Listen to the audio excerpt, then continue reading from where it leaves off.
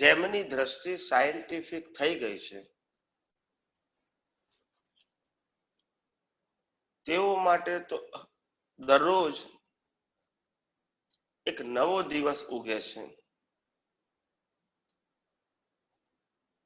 કારણ કે રિસર્ચ કરવા માટે એક જ પ્રકારના સંજોગો મિકેનિકલ હોય તો રિસર્ચ ના થાય, પણ રોજ અલગ અલગ પ્રકારના સંજોગો બને ત્યારે સાયન્ટિસ્ટને રિસર્ચ કરવામાં મજા આવે, કારણ કે નવા નવા સંજોગોમાંથી નવી નવી વિચારધારા ઊભી થાય, નવા નવા દ્રષ્ટિકોણથી જોવાનું થાય. અને કુદરતનું કાનૂન છે કે પ્રકૃતિ હંમેશા પરિવર્તનશીલ જ હોય, સ્થિર ના હોય. એટલે પરિવર્તનશીલ હોવાને કારણે રોજ નવો દિવસ શરૂ થાય છે, એમ સાયન્ટિસ્ટ માટે રોજ નવું સંશોધન શરૂ થાય.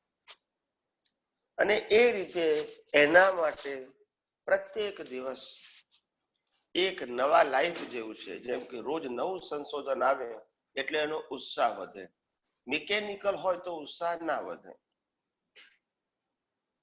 એટલે આવી રીતે પ્રત્યેક દિવસ અનુભવી પુરુષ માટે નવું સાયન્સ જ હોય છે, વૈજ્ઞાનિક માટે નવું સાયન્સ જ હોય છે, અને એને રિસર્ચ કર્યા કરે છે, ખોળ્યા કરે છે, સમજ્યા કરે છે. તમને ઘણી વખત એવું લાગે કે ભાઈ આ દુનિયાને, કુદરતને સમજીને શું આપણને ગેઇન થશે, એવું કદાચ આપણી બુદ્ધિ બતાવે. ત્યારે અહીંયા જ જ્ઞાની પુરુષ જે કહે છે એનું મહત્વ છે.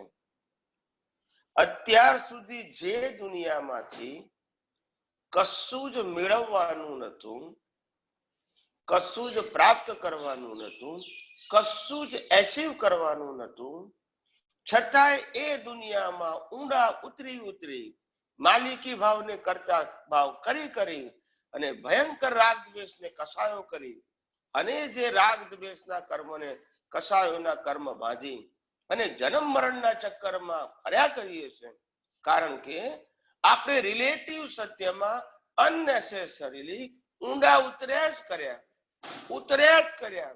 કેટલા અવતારોથી ઊંડા ઉતર્યા, જે ઉતરવાનો કોઈ મિનિંગ નથી, કારણ કે પ્રત્યેક અવતારે પરિસ્થિતિઓ બદલાય છે. એક અવતારમાં પણ અનેક પ્રકારની અવસ્થાઓ માણસને આવે છે. એટલે એમાં ઊંડા ઉતરીને શું એચીવ કરવું છે, જે પોતે જ રિલેટિવ ટ્રુથ છે, ટેમ્પરરી ટ્રુથ છે, જે પોતે જ વિનાશી થવાયું છે, એમાં ઊંડા ઉતરીને શું કરવાનું? જે સંજોગો આજે છે એ આવતીકાલે નથી, અને આવતીકાલે છે પરમ દિવસે નથી.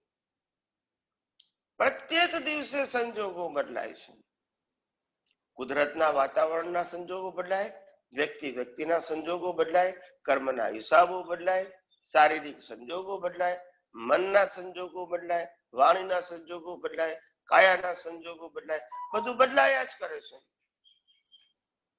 ત્યારે જ્ઞાની કહે છે કે આ પરિણામ વાળું પેકેજ, કર્મ ફળ વાળું પેકેજ, કુદરતી રચનાનું પેકેજ છે, એમાં ઊંડો ઉતરીને તું શું એચીવ કરવા માંગે છે? માટે તું કુદરતને સમજવા પ્રયત્ન કર કે જે સમગ્ર સૃષ્ટિનું સંચાલન કરે છે, એમાં એક માનવી તરીકે તું તો એક નાનું એકમ છું. સમગ્ર સૃષ્ટિનું સંચાલન ખ્યાલ આવશે તો તારા મન વચન કાયા અને તારી મન વચન કાયા સાથે સંકળાયેલા બીજાના મન વચન કાયાનો હિસાબ સમજવો તારા માટે એકદમ સામાન્ય થઈ જશે. પણ આપણે સામાન્ય સંજોગોમાંથી બહાર જ નીકળ્યા નહીં કે જેને કારણે આપણે આ સનાતન સત્ય સમજી શકીએ. અને ઇતિહાસની અંદર જેટલા પણ ભૂતકાળમાં મહાન પુરુષો થઈ ગયા, ભવિષ્યમાં પણ જે લોકો જેને અનુભવી પુરુષો કહેવાશે, એ બધા જ પુરુષો આ જગતનું સનાતન સત્ય સમજ્યા ત્યારે જ એને અનુભવી કહેવાય, અને ત્યારે જ એમની અંદર રાગ દ્વેષ કે કસાય કે માલિકી ભાવ ખલાસ થાય. દેહ ભાવ દેહાધ્યાસ ખલાસ થયો, એમને એમ ખલાસ ના થાય. એટલે આપણે પણ પ્રત્યેક દિવસે અને દિવસના પ્રત્યેક સમયે એક સાયન્ટિસ્ટ તરીકે બિહેવ કરવાનું છે, એક રિલેટિવ સત્યના જાણકાર તરીકે, વ્યવહારમાં સારા ખોટાના જાણકાર તરીકે, ગમતા ના ગમતાના જાણકાર તરીકે કે લાભ નુકસાનના જાણકાર તરીકે આપણે એક્સપર્ટ થવાનું નથી. આ દુનિયામાં કોઈને લાભ થતો નથી અને કોઈને નુકસાન થતું નથી, અને જે લાભ અને નુકસાન દેખાય છે એ માત્ર પાપ અને પુણ્યના ખેલ છે. એ સાચો લાભે નથી, સાચું નુકસાન નથી. કુદરત એક જ વસ્તુ કહે છે કે જન્મ્યો ત્યારે કશું લાયો નતો અને મરી જઈશ ત્યારે કશું લઈ જવાનું નથી, અહીંનું અહીંયા મૂકીને જવાનું છે. પછી લાભ નુકસાન તમે કોને કહો છો? એ જ મોટો પ્રશ્ન છે. જો આ દુનિયામાંથી કશું લઈ જવાનું હોય તો માનું કે તમે આટલો લાભ કર્યો અથવા તો આટલું નુકસાન થયું. નથી લઈ જવાનું, નથી લાવવાનું, તો પછી લાભ નુકસાનની દ્રષ્ટિએ આ જગતના સંજોગોને જુઓ છો જ કેમ? પણ કારણ કે રિલેટિવ સત્યવાળી વ્યૂ પોઈન્ટ વાળી શક્તિ આપણી પાકી થયેલી છે, દ્રષ્ટિ પાકી થયેલી છે, એટલે વારંવાર એ જ દ્રષ્ટિ જોઈએ છે. એટલે એ દ્રષ્ટિનો ભાગાકાર કરવા માટે પણ આ જગતના સનાતન સત્યને, કુદરતના કાનૂનને, છ તત્વોને વારંવાર જોવા, સાંભળવા, સમજવા, એમાં ઊંડા ઉતરવા પ્રયત્ન કરશો એટલે આ બધી બાબતોની વેલ્યુ તમારી દ્રષ્ટિમાં ધીમે ધીમે ખલાસ થઈ જશે. એટલે એના આધારે જે રાગદ્વેષ થતા હતા એ નહીં થાય. હવે કોઈની બુદ્ધિમાં, મગજમાં પ્રશ્ન ઉભો થાય કે સ્વામીજી, માનો કે કુદરતી રચના અને કુદરતી કાનૂન અને છ તત્વોને સમજવા પ્રયત્ન કરીએ તો પછી આપણું આ બાહ્ય જીવન જે છે, સામાજિક જીવન કહો કે જે જીવન કહો, એ કેમનું ચાલે? ત્યારે કુદરત કહે છે કે આ મન વચન કાયા મારા છે, ચલાવું છું હું, અંત પણ હું લાવું છું. તારે કેમ વિચારવું પડે છે? મારી વાત સમજાય છે કે નથી સમજાતી? એટલે જે પોતે કુદરત બનાવે છે, કુદરત ચલાવે છે અને કુદરત અંત લાવે છે, ફક્ત એમાં આપણા કર્મનું ફળ છે, પણ એમાં આપણી આજની કોઈ સ્વતંત્રતા નથી. તો એમાં ઊંડા ઉતરીને શું એચીવ કરવા માંગો છો? જે રામને વનવાસ જવું પડે એ જવું જ પડે, ઊંડા ઉતરે કે ના ઉતરે. સીતા ઉપાડી જવાના તો ઉપાડી જાય, ઊંડા ઉતરે કે ના ઉતરે. તો જે વસ્તુ ફરજિયાત છે અને જે વસ્તુ કુદરતી રચનાને આધીન છે, કુદરતી કાનૂનને આધીન છે, એમાં તમારે ઊંડા ઉતરવાની જરૂર વાસ્તવમાં છે ખરી? તો તમને સમજાશે કે ના, ખરેખર છે જ નહીં. તો પછી શેમાં ઊંડા ઉતરવું? માટે કીધું કે આ કુદરતી કાનૂનમાં, સનાતન સિદ્ધાંતોમાં અને તત્વમાં, છ તત્વમાં ઊંડા ઉતરશો તો ધીમે ધીમે તમને વિજ્ઞાન સમજાતું જશે અને આ રિલેટિવ સત્યની જે વેલ્યુ ઝીરો કરવાની છે એ આસાનીથી ઝીરો થઈ જશે. છતાંય તમારો વ્યવહાર ઉદય કર્મને આધીન અને કુદરતી સંજોગોને કારણે ચાલ્યા જ કરશે, અટક્યા વગર. એમાં કે તમારે અટકાવવું, ચાલુ કરવું, એ તમારી પાસે એની પસંદગી, એની પ્રાયોરિટી, એની ફ્રીડમ કુદરતે કોઈ જીવને આપી નથી. માટે એ બાબત માટે નિશ્ચિંત રહેવાનું છે કે હું એટેન્શન આપીશ તો જ મારો વ્યવહાર ચાલશે, એવું માનવું નહીં. તમારા વગર એટેન્શને પણ જન્મથી મોત સુધી શ્વાસ ચાલુ જ રહેશે, જેના આધારે તમે જીવતા રહો છો. યસ કે નો? તમે એટેન્શન નથી આપતા તો એ શ્વાસ ચાલુ રહેશે ને, કે જેના આધારે તમે જીવતા રહો છો. તો જીવવા માટે પણ જો એટેન્શન નથી આપવાનું તો જીવતા સંજોગો માટે શું એટેન્શન આપવાનું હોય? માટે માની બેઠા છે એ જ માન્યતાને આપણે દૂર કરવાની છે. તો આઈએ આપણે વળી પાછું આધ્યાત્મ વિજ્ઞાનને નવી ઊંચાઈથી, નવી દ્રષ્ટિથી, નવા કોર્નરથી અને નવા પ્રશ્નોથી સમાધાન રૂપે જોઈએ, સમજીએ અને આપણી દ્રષ્ટિનો પાછો આધ્યાત્મિક વિકાસ કરીએ, એ જ અભ્યર્થના. જય સચ્ચિદાનંદ. હવે વારા ફરતી બધા પ્રશ્નો પૂછો બધા. જય સચ્ચિદાનંદ. સ્વામીજી જય સચ્ચિદાનંદ. સચ્ચિદાનંદ. જય સચ્ચિદાનંદ. સ્વામીજી અજ્ઞાન એટલે એક પ્રકારની શ્રદ્ધા, હમ અને એ અનેક પ્રકારની શ્રદ્ધાઓનું એને હું એક અજ્ઞાનની ક્વોન્ટિટી કહું છું, હમ અને એમાં પાછી દ્રષ્ટિ હોય. હમ તો સ્વામીજી જે પરિણામ વાળો ભાગ છે એનું મારે જ્ઞાતા દ્રષ્ટા રહેવું કમ્પલસરી છે કુદરતના કાનૂનમાં વિજ્ઞાન સાથે? પરિણામ વાળા ભાગમાં જ્ઞાતા દ્રષ્ટા રહેવું એટલે કે મુખ્યત્વે છૂટા રહેવું એને જ જ્ઞાતા દ્રષ્ટા કહેવાય છે. ઊંડા ઉતરવાનું નથી. પણ માણસ સ્વભાવથી અનાદિકાળના અભ્યાસથી છૂટા રહેવાની જગ્યાએ ઊંડો ઉતરે છે. આમાં જ્ઞાતા દ્રષ્ટાનો પ્રશ્ન શું હતો અને લોકો શું સમજ્યા? જ્ઞાતા દ્રષ્ટાનું પદ એ હતું કે ભાઈ અત્યાર સુધી પ્રતિષ્ઠિત આત્મા જાગ્રત જે જ્ઞાતા દ્રષ્ટા હતો એ હું પ્રકૃતિ છું, હું પ્રકૃતિને ચલાવું છું, હું ભોગવું છું, એ રીતે જ્ઞાતા દ્રષ્ટા હતો. હવે એ જ પ્રતિષ્ઠિત આત્મામાં જ્ઞાતા દ્રષ્ટાપણું કયું હોવું જોઈએ અત્યારે? તો કે હું પોતે પ્રકૃતિ નથી પણ શુદ્ધાત્મા છું. અને દ્રષ્ટામાં શું હોવું જોઈએ કે આ પ્રકૃતિને કુદરતી ચલાવે છે. પતી ગયું. આ જ્ઞાતા દ્રષ્ટાપણું પ્રતિષ્ઠિત આત્માનું. બીજું જ્ઞાતા દ્રષ્ટુ અવસ્થામાં ઊંડા ઉતરવું એને પાછું અજ્ઞાનને જ વાગોળ્યા બરાબર છે. સ્વામીજી દ્રષ્ટિ વન વે હોય કાં દ્રષ્ટિ દ્રષ્ટામાં હોય કે દ્રષ્ટિ દ્રશ્યમાં હોય, એક સાથે બે બાજુ ના હોય છે. તો પછી હું જયારે પિક્ચર જોતો હોઉં અને હું આંખ બંધ કરી જાઉં તો પડદા પર પિક્ચર ચાલુ છે પણ મેં આંખ બંધ કરી દીધી. તો હું જયારે દ્રષ્ટિ દ્રષ્ટામાં નાખું છું તો આ બાજુ પિક્ચર તો ચાલુ જ છે કુદરતી રચનાનું. ઈ પિક્ચર પેન્ડિંગ રહી ગયું કહેવાય કે એ પાછું રિપીટ આવશે કે હું દ્રષ્ટિ દ્રષ્ટામાં સ્થિત છે તો પછી ત્યાં કઈ કુદરતના કાનૂનમાં પ્રોબ્લેમ નથી એવું સમજી શકાય? ના ના, એટલે કુદરત એવું કહેવા માંગે છે કે તમે આંખો ખુલ્લી રાખો કે બંધ રાખો પણ દ્રષ્ટા વગર દ્રષ્ટિ કામ કરતી જ નથી. સ્વામીજી પ્રિન્સિપલ ઇઝ મને એ એક્ઝેક્ટ જે તત્વનો સ્વભાવ છે ને દ્રષ્ટા એ કોઈ દિવસ બંધ થતો જ નથી. આ જે રિલેટિવ દ્રષ્ટિ રિયલ દ્રષ્ટિની વાત છે, જે દ્રષ્ટિ હજી હું એ જ કહું છું કે આપણી જે રિલેટિવ દ્રષ્ટિ છે એટલે કે રિલેટિવ અવસ્થાઓને જોવાની દ્રષ્ટિ છે એ પણ દ્રષ્ટાની હાજરીમાં છે. જો દ્રષ્ટા ના હોય તો દ્રષ્ટિ જ ના હોય, અને દ્રષ્ટિ ના હોય તો સંજોગો ના હોય. એટલે આ બધું કો રિલેટેડ છે. એટલે આત્માનો પ્રકાશ છે એના આધારિત પ્રતિષ્ઠિત આત્મામાં પ્રકૃતિને જોવાની દ્રષ્ટિ ઉત્પન્ન થાય છે. એટલે તમે આંખો બંધ કરો કે આંખો ખુલ્લી રાખવાથી પ્રતિષ્ઠિત આત્માને કોઈ લેવા દેવા નથી. મેં પહેલાય તમને ગઈકાલે કીધેલું કે પ્રતિષ્ઠિત આત્મા એ તમે આંખો ખુલ્લી રાખો તો પણ એક્ટિવ છે, રાતે ઊંઘી જાવ તોય એક્ટિવ છે, અને બેભાન થાવ તોય એક્ટિવ છે.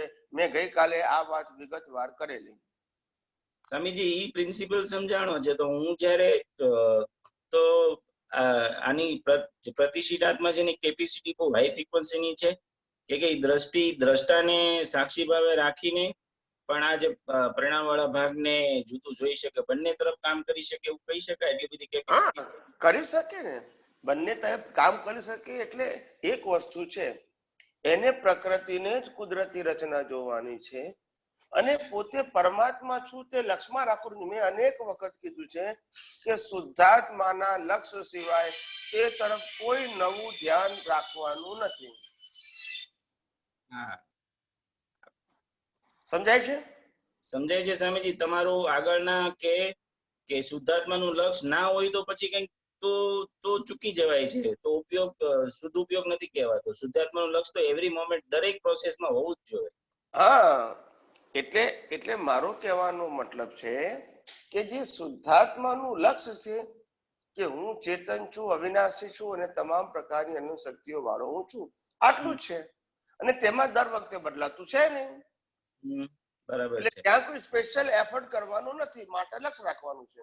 પણ પ્રકૃતિ સમય સમય પરિવર્તનશીલ હોવાથી ત્યાં આપણે કુદરતી રચના સમજવામાં વાર લાગે છે. કોઈક વાર રાગની પ્રકૃતિ હોય, દ્વેષની પ્રકૃતિ હોય, ગમતી હોય, ના ગમતી હોય, બુદ્ધિને લાગતું મારે મેળવવાનું છે, ગુમાવવાનું છે, તો ત્યાં બુદ્ધિ પોતાની ડિસ્ચાર્જ મન બુદ્ધિ ચિત્ત અહંકાર એટેન્શન આપે.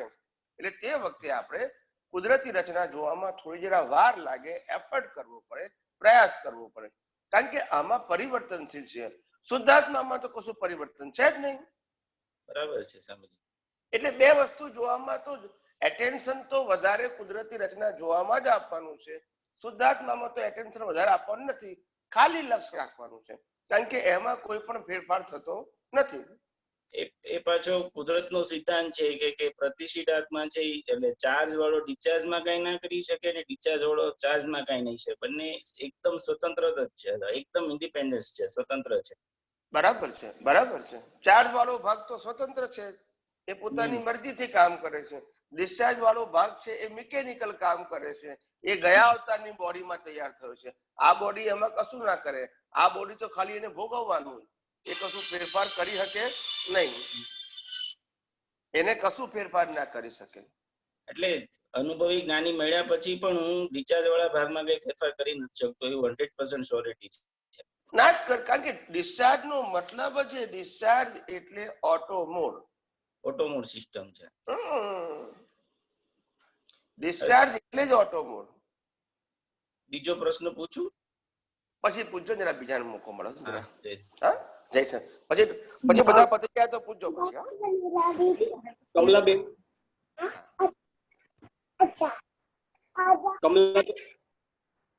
કમલાબેન તમારો વિડિયો ઓફ છે. હા, એક મિનિટ.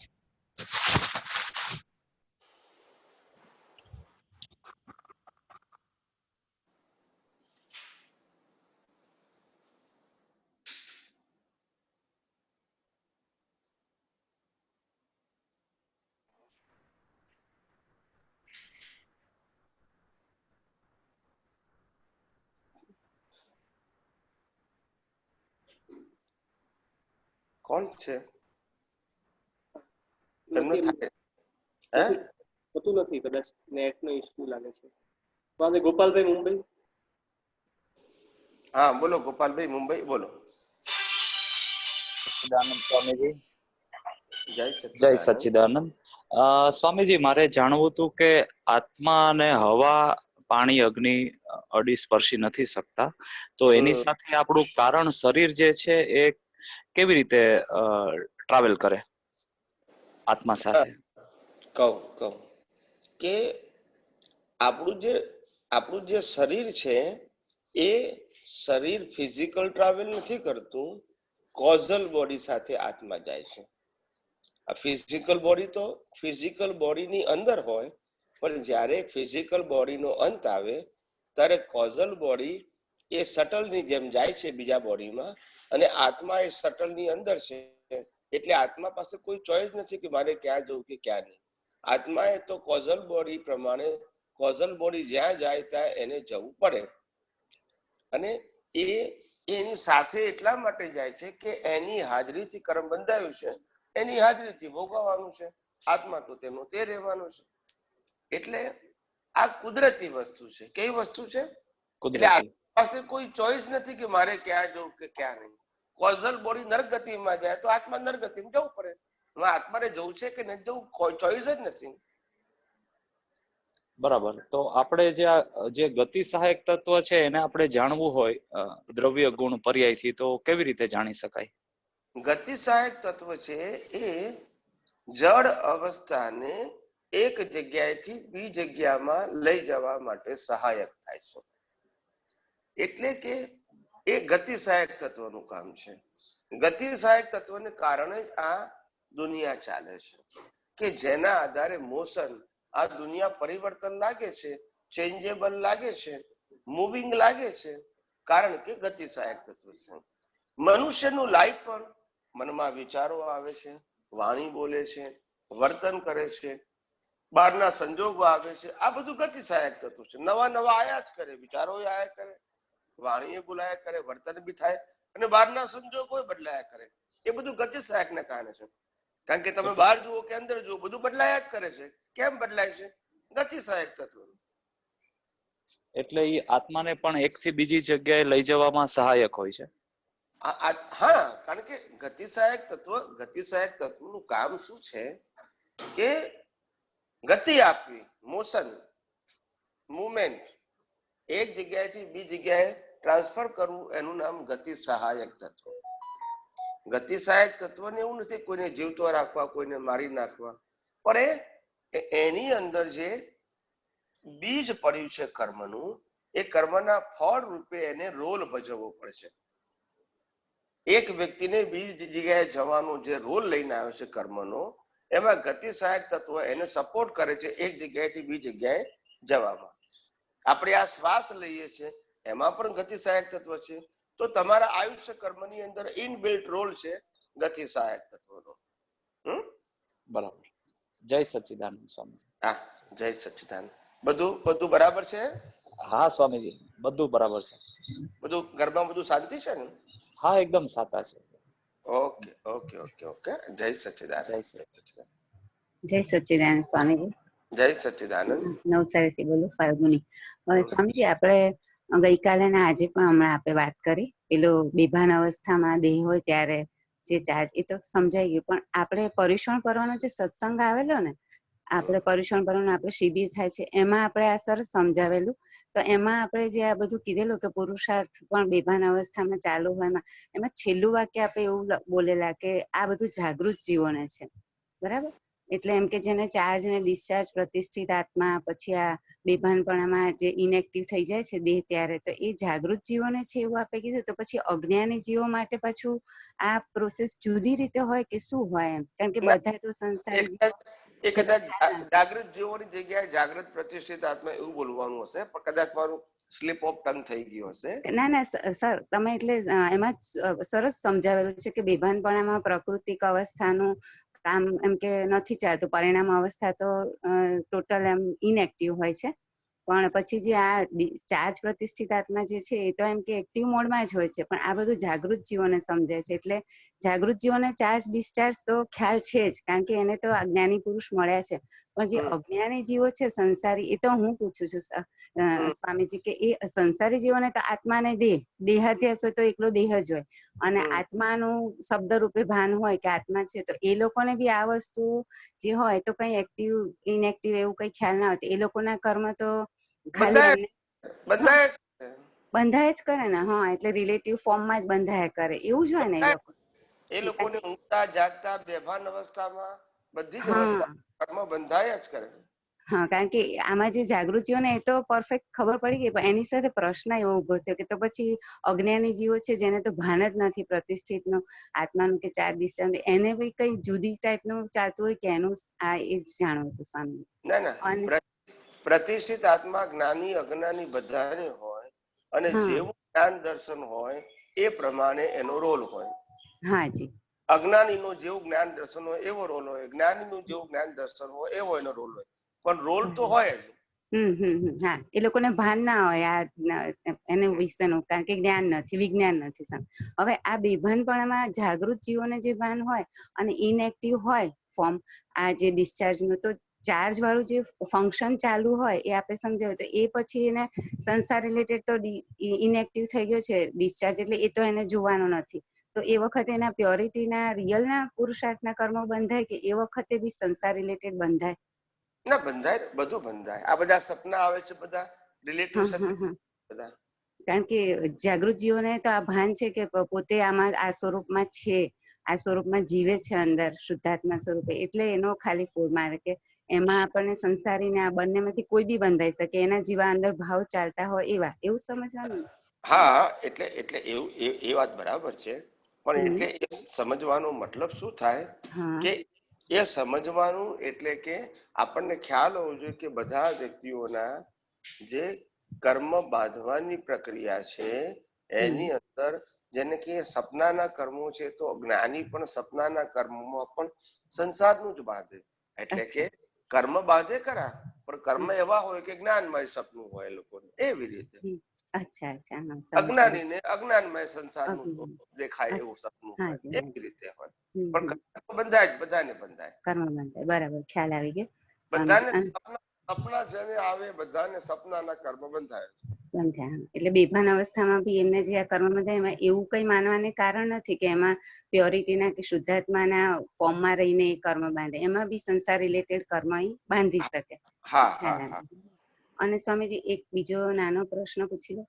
હમ હા, એ એવું પૂછવું છે સ્વામીજી કે આપણે પેલા 15 જાગ્રત ભાવ હોય એમાં મોક્ષની આપણને એક પેલી મળે એમ કે 15 જાગ્રત ભાવ, તો એવું નિગોદમાંથી વ્યવહાર રાશિમાં જે જીવો આવે છે એના માટે કુદરતનો કોઈ કાનૂન ખરો કે આટલા ભાવ પછી એ કુદરતી રીતે મનુષ્ય ભાવમાં જાય 5, 15, 25, 50? કારણ કે કથા વાર્તાઓમાં એવું સમજાવે કે 84 લાખ યોનિમાં ફરે પછી જ જીવ મનુષ્યને પામે, મનુષ્ય અવસ્થા એટલે મનુષ્યનું યોની પામી શકે એટલા બધા પુણ્યની જરૂર હોય એવું કથા વાર્તાઓમાં સમજાવે. તો આપણે કુદરતના કાનૂનમાં એવું કઈ છે કે આટલા ભાવ પછી મનુષ્યમાં આવી શકીએ? એટલે આવું આવું જે લોકો બોલે છે 84 લાખ યોની, એ બધા રેન્ડમ બોલે છે.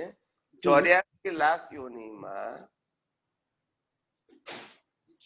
14 લાખ લેર વાળા મનુષ્યો આવી જ જાય અંદર.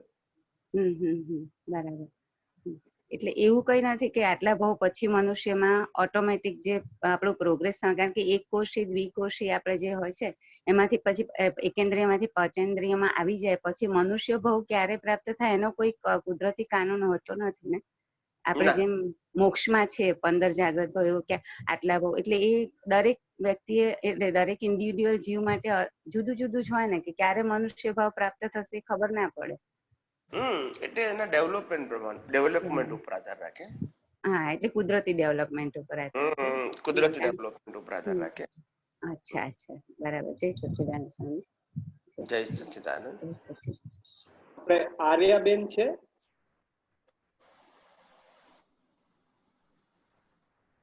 સારું, કિશોરભાઈ.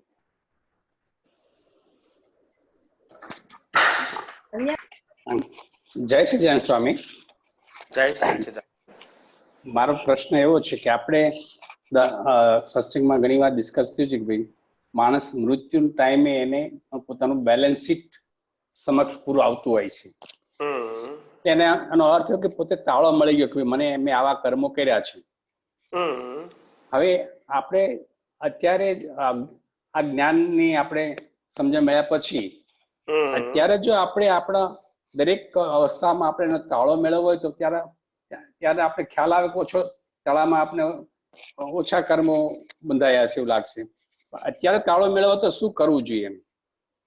એ તો એન્ડમાં તાળો મળશે કોઝલ બોડી હશે. અત્યારે તાળો મેળવવાનો પ્રયોગ બહુ કરવા જેવો નથી, કારણ કે પ્રકૃતિમાં ઊંડા ઉતરવું પડે. અત્યારે વિજ્ઞાન સમજીને છૂટા રહેવામાં આનંદ છે, કારણ કે તાળો મેળવવાનો પ્રયોગ હું પહેલા બધાને બતાવતો હતો, પણ પછી તમારે પ્રકૃતિમાં જ ઊંડું ઉતરવું પડે, કારણ કે પ્રકૃતિ તમારે એનાલિસિસ કરવું પડે. પ્રકૃતિમાં તમે ભાવ કર્યા છે એનું એનાલિસિસ કરવું પડે, એટલે પાછું તમારે પ્રકૃતિમાં ઊંડા ઉતરવું પડે. ને આપણે વિજ્ઞાનમાં હું કોઈને પ્રકૃતિમાં ઊંડા ઉતરવાનું કહેવા માંગતો નથી. હા હા હા, બરાબર છે. હવે સ્વામી બીજું એક અક્રમ વિજ્ઞાન 1980 નું છે, એમાં 2-3 શબ્દો એવા છે, એક પ્રમાણભૂત, વિશ્વાસપાત્ર અને યથાર્થ જ્ઞાન સ્વરૂપ. હવે આપણી જીવનમાં આવા બધું ઘણા પ્રશ્નો આવ્યા જ કરતા હોય, પ્રમાણભૂત છે કે વિશ્વાસપાત્ર છે કે, તો આપણે એને આ શબ્દો કઈ રીતે સમજવા જોઈએ? પ્રમાણભૂત એટલે શું કહેવાય કે કોઈ વ્યક્તિની ભાષા એવી હોય કે જેને કારણે આપણે પ્રમાણ કહીએ. પ્રમાણનો મતલબ થાય સ્ટાન્ડર્ડ. પ્રમાણભૂત એટલે કે ઘણી વખત શાસ્ત્રોમાં લખ્યું હોય એના જેવી વાત કોઈ બોલે તો આપણે કહીએ કે આ પ્રમાણ છે. પ્રમાણ એટલે એમાં લખ્યું છે એ જ તમે વાત કરો છો એમ, એટલે એને પ્રમાણભૂત કહેવાય.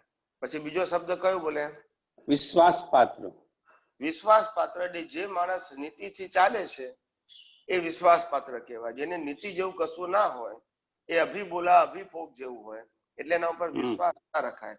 પણ જે વ્યક્તિને પોલિસી હોય કે ભાઈ હું બોલીશ એ પાળીશ, અને કદાચ એમાંથી નહીં પડાય તો હું તને એડવાન્સ જાહેર કરીશ કે ભાઈ because of this reason I have to extend this period, તો એને પ્રમાણભૂત કહેવાય, એટલે એને વિશ્વાસપાત્ર કહેવાય. નહીં તો આજે માણસ બોલ્યા પછી કેમ એકબીજા પર વિશ્વાસ રહેતો નથી? કારણ કે એને ખબર છે કે આ બોલેલું કરશે કે નહીં એ કોઈને ખાતરી નથી, એટલે એને વિશ્વાસ પાત્ર રહ્યો નથી.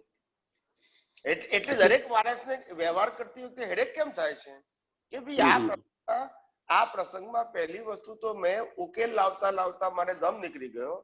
હવે ઉકેલ આવ્યા પછી પણ ટર્મ્સ એન્ડ કન્ડિશન નક્કી થઈ છે, એટલે જ્યાં સુધી એ બધી ટર્મ્સ એન્ડ કન્ડિશન પૂરું ના થાય ત્યાં સુધી આપણને હેડેક રહે. કેમ હેડેક રહે? કે ભાઈ આપણે ઉકેલ લાવીને નક્કી તો કર્યું કે આ પ્રમાણે આ વસ્તુ તમારે રીપે કરવાની, હવે કરશે કે નહીં એ તો ભવિષ્યમાં ખબર પડશે. જ્યાં સુધી બધા ટ્રાન્ઝેક્શન પૂરા ના થાય ત્યાં સુધી હેડેક રહે આપણને, કારણ કે વિશ્વાસ નથી આપણને. શું નથી? વિશ્વાસ નથી. એટલે આ વિશ્વાસ હોવો એટલે કળિયુગની અંદર બધાને એકબીજા ઉપર વિશ્વાસ હોય, પોલિસી વાળા માણસ હોય.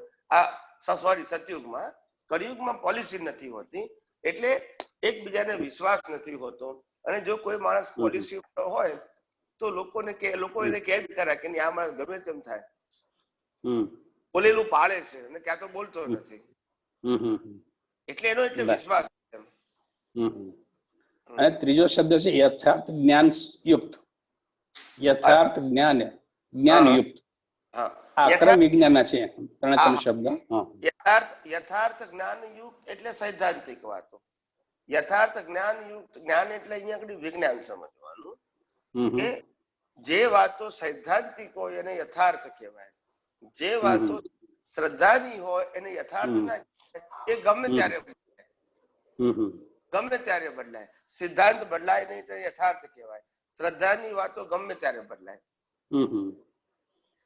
હવે આ ત્રણેય બાબતો આપણે કુદરતી રચનામાં આપણે જોવી હોય કે કુદરતી રચના રાખવી હોય તો કઈ રીતે રાખી શકીએ? કારણ કે ત્રણેય શબ્દો તો આપણી લાઈફમાં આવ્યા જ કરવાના છે, તો કુદરતી રચનામાં આપણે એને કઈ રીતે એનો રોલ હોઈ શકે? એટલે કુદરતી રચનામાં તો આ જે આ નીતિ છે આપણું, એ કુદરત જેમ નિયમોથી ચાલે છે એમ આપણું આ બાહ્ય જીવન પણ કર્મના નિયમથી જ ચાલે છે. અને કુદરત એની અંદર ક્યારે ભેળસેળ નથી કરતી, એટલે એના સ્ટાન્ડર્ડ પ્રમાણે, કાનૂન પ્રમાણે જ રિઝલ્ટ આપે છે. અને પાછું એ બધું સુનિશ્ચિત છે, એટલે એમાં ફેરફાર થતો નથી.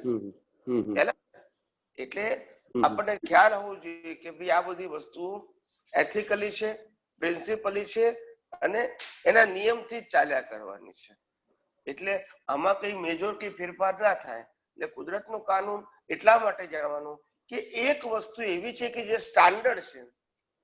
આ જગતના સંજોગો, કર્મના ભોગવટાનું કોઈ સ્ટાન્ડર્ડ નથી, એટલે એમાં ગમે એટલા ઊંડા ઉતરશો તો પણ તમે અપસેટ થઈ જશો. તમે એક વ્યક્તિની વાત જવા દો, તમે તમારા મન વચન કાયાને પણ આખી લાઈફ નહીં સમજી શકો, કારણ કે તમે જે કરવા માંગો છો એ કરી શકતું નથી, તમે જે વિચારવા માંગો છો એ વિચારી શકતું નથી, તમે જે બોલવા માંગો છો એ બોલી શકતું નથી, તમે જે કરવા માંગો છો એ કરી શકતું નથી. તમારા મન વચન કાયા જ જો તમારા કહ્યા પ્રમાણે ના કામ કરતા હોય તો બીજાના મન વચન કાયા તો કામ કરવાના નથી. આના આધારે એકબીજા ઉપર જે માલિકી ભાવને કરતા ભાવ છે એના આધારે આખું લાઈફ ડિસ્ટર્બ થઈ જાય છે. એટલે પછી આપણે કીધું કે એમાં કુદરતી રચના સિવાય બીજું ઊંડા ઉતરવું નહીં.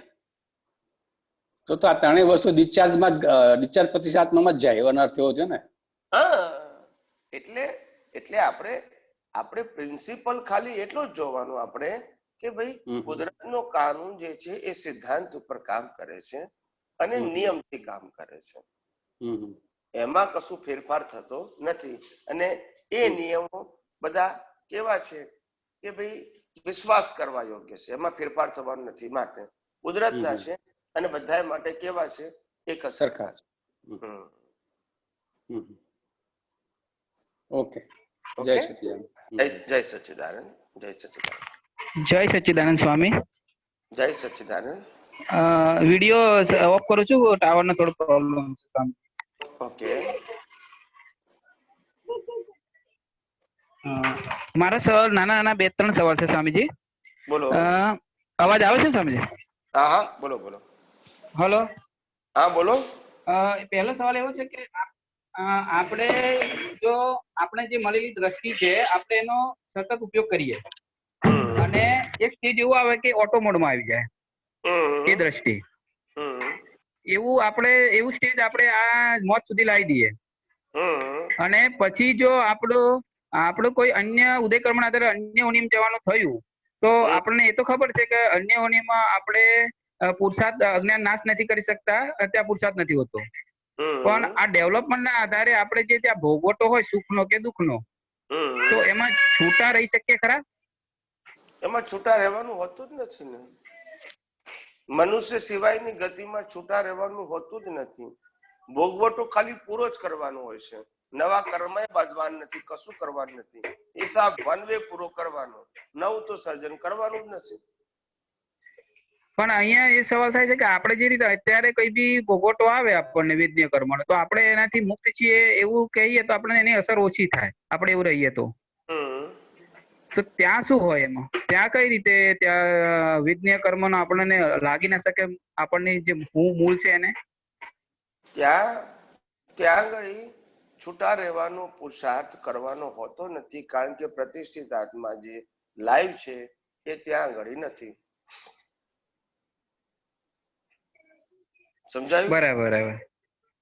જે લાઈવ પ્રતિષ્ઠિત આત્મા હોવો જોઈએ પુરુષાર્થ થોડું એ ત્યાં છે જ નહીં, તો પછી છૂટો કોણ રહે?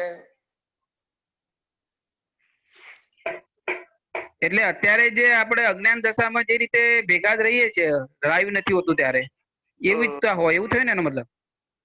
અજ્ઞાન અવસ્થામાં પણ અહીંયા અજ્ઞાન અવસ્થામાં પ્રતિષ્ઠિત આત્મા તો હોય જ. બરાબર. ત્યાં તો પ્રતિષ્ઠિત આત્મા જ નથી હોતો. બરાબર. તો ત્યાં કઈ રીતનું હોય તો પછી? ત્યાં મિકેનિકલ ખાલી ભોગવટો પૂરો કરવાનો બસ. તો આપણું જે હું છું એ કઈ રીતનું હોય ત્યાં? ત્યાં હું ઇનએક્ટિવ મોડમાં હોય, પુરુષાર્થ ખાલી ભોગવટાના સેન્સમાં હોય, ત્યાં કર્મ ભોગવી રહ્યો છું એ સેન્સમાં હોય બસ. બરાબર, સમજાય. અને બીજો સવાલ મારે શું સ્વામી, આપણે કહીએ છીએ કે જન્મથી મોત સુધી લાઈવ પ્રતિષ્ઠામાં ક્યારે અજાગૃત નથી હોતો, જાગૃત જ હોય છે દરેક અવસ્થામાં. તો હવે મોત સુધી તો બરાબર, જયારે આપણે મોતનો સમય ચાલુ હોય અને અન્ય યોનિમાં જઈ રહ્યા હોઈએ ત્યાં સુધી શું રોલ હોય એનો? કશું ના હોય. આ શરીરમાંથી પેલા શરીરમાં એને સેકન્ડે લાગતી નથી. બરાબર. એટલે ટાઈમ નથી કે આપણે બહુ જર્ની લાંબી કરવાની છે એવું નથી હોતું.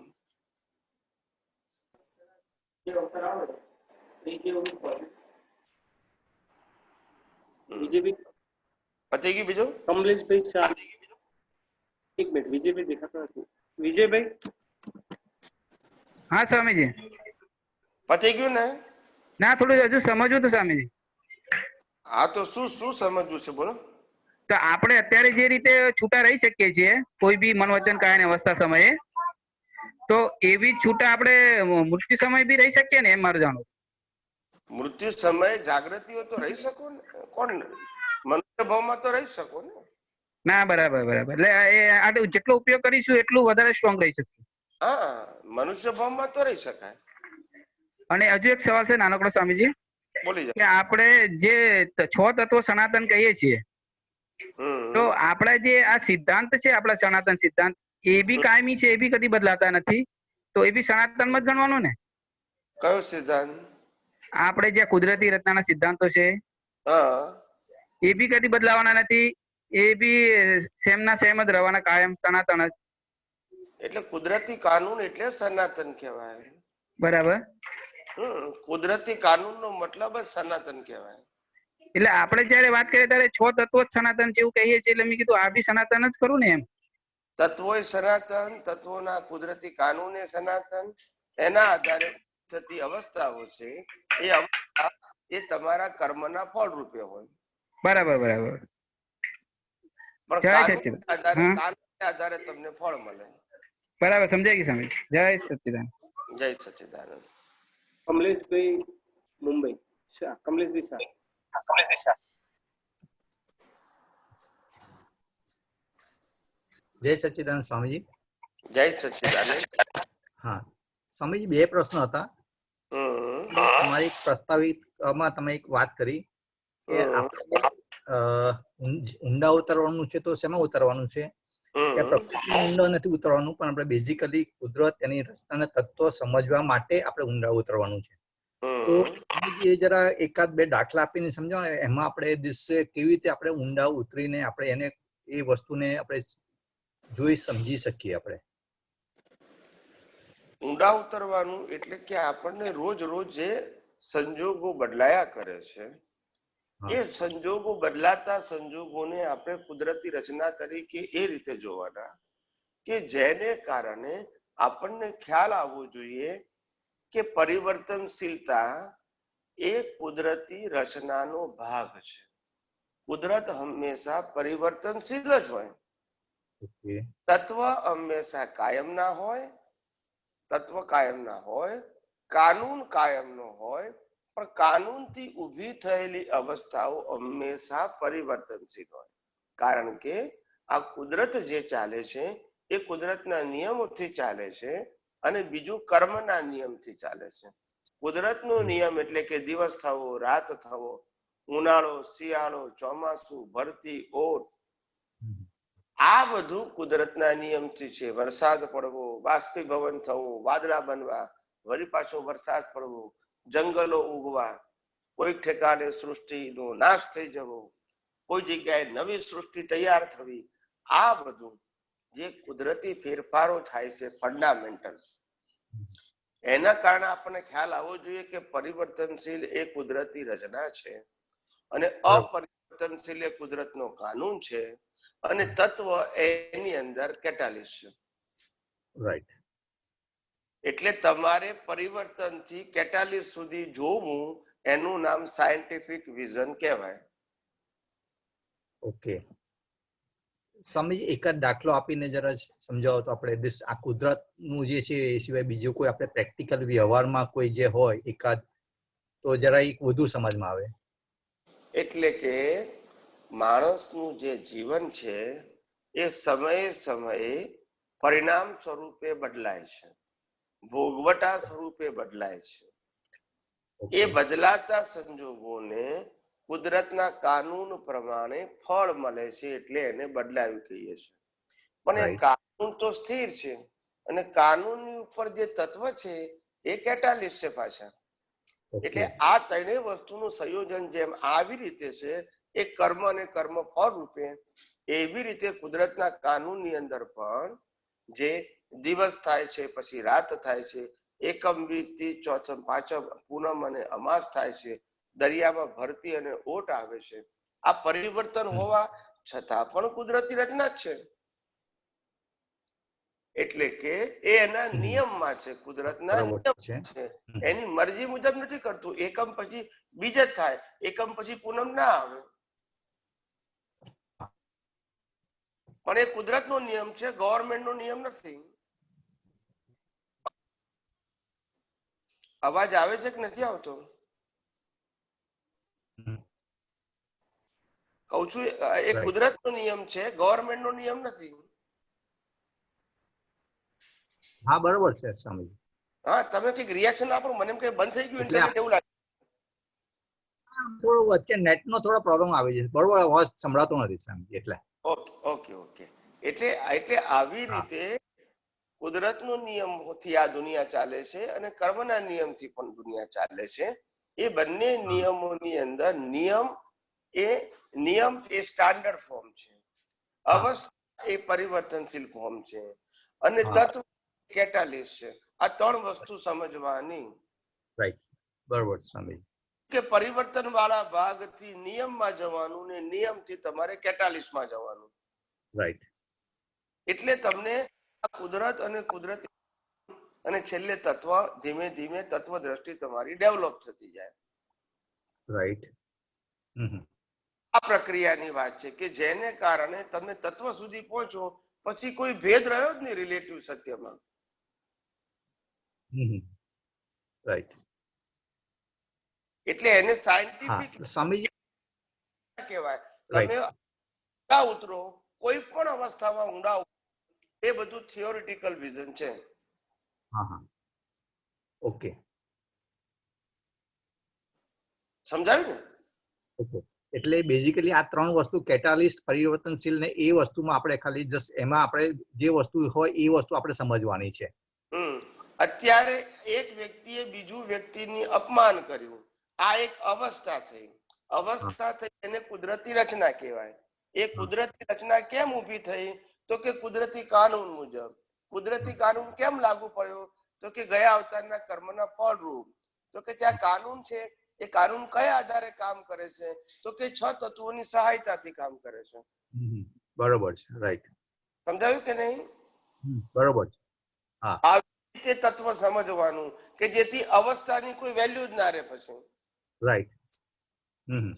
આપણે દરેક બાબતમાં અવસ્થામાં ઊંડા ઉતરીએ, દરેક બાબતમાં અવસ્થામાં ઊંડા ઉતરીએ, ફેરફાર કરવા પ્રયત્ન કરીએ, સુધારવા પ્રયત્ન કરીએ, બદલવા પ્રયત્ન કરીએ. એનાથી આપણે કુદરતનો કાનૂનને, આ કુદરતના સનાતન તત્વો સુધી પહોંચતા જ નથી, અને માટે વિજ્ઞાન ક્યારે ખુલ્લું થતું જ નથી. રાઈટ. રિલેટિવ સત્યના કુંડાળામાંથી બહાર જ નીકળતા નથી આપણે. બરોબર. એટલે બેઝિકલી સ્વામીજી એ આપણે એટલે બેઝિકલી એ આપણી અજ્ઞાનતા વસ્તુ જે છે વારંવાર તમે જે જણાવો છો કે આપણે અજ્ઞાનતાને જ આપણે દૂર, એટલે આ રીતે આપણે સમજીને આપણે એ રીતે આપણે જે પણ આપણે જે બેઝિક એની પાછળ જે અજ્ઞાનતા છે એને જ આપણે નાશ કરીએ છીએ. બરોબર છે? હા, એટલે તમે રિલેટિવ અવસ્થામાં કુદરતના કાનૂન અને 6 તત્વો તરફ જાઓ એટલે રિલેટિવ સત્યની વેલ્યુ તમારી દ્રષ્ટિમાંથી ખલાસ થઈ ગઈ. રાઈટ. પછી એમાં ઊંડા ઉતરવાનું, કરેક્શન કરવાનું, સુધારવાનું રહ્યું નહીં. બરોબર છે. સમજાયું ને? હા સ્વામીજી, એટલે આમાં એક પાછી એક આવે છે કે આપણે બેઝિકલી જયારે આપણે કર્મોનો ભોગવટો થાય છે તે વખતે આપણી પાસે એ ડિસ્ચાર્જ સ્વરૂપમાં પણ હોય છે, અને સાથે સાથે કદાચ એ પણ પોસિબિલિટી હોય છે કે ડિસ્ચાર્જ સાથે આપણે જે નવા ભાવો જે થાય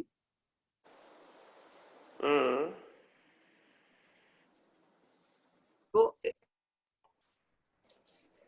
એના નવા ભાવો થાય એના સાથે કર્મ પણ થઈ જાય છે. બરોબર સ્વામીજી? અને તમારે પૂછવું છે શું? સંભળાય છે સ્વામીજી? સંભળાય છે, સંભળાય છે, મને સંભળાય છે. તમારે શું પૂછવું છે, શું ખ્યાલ નથી આવતો?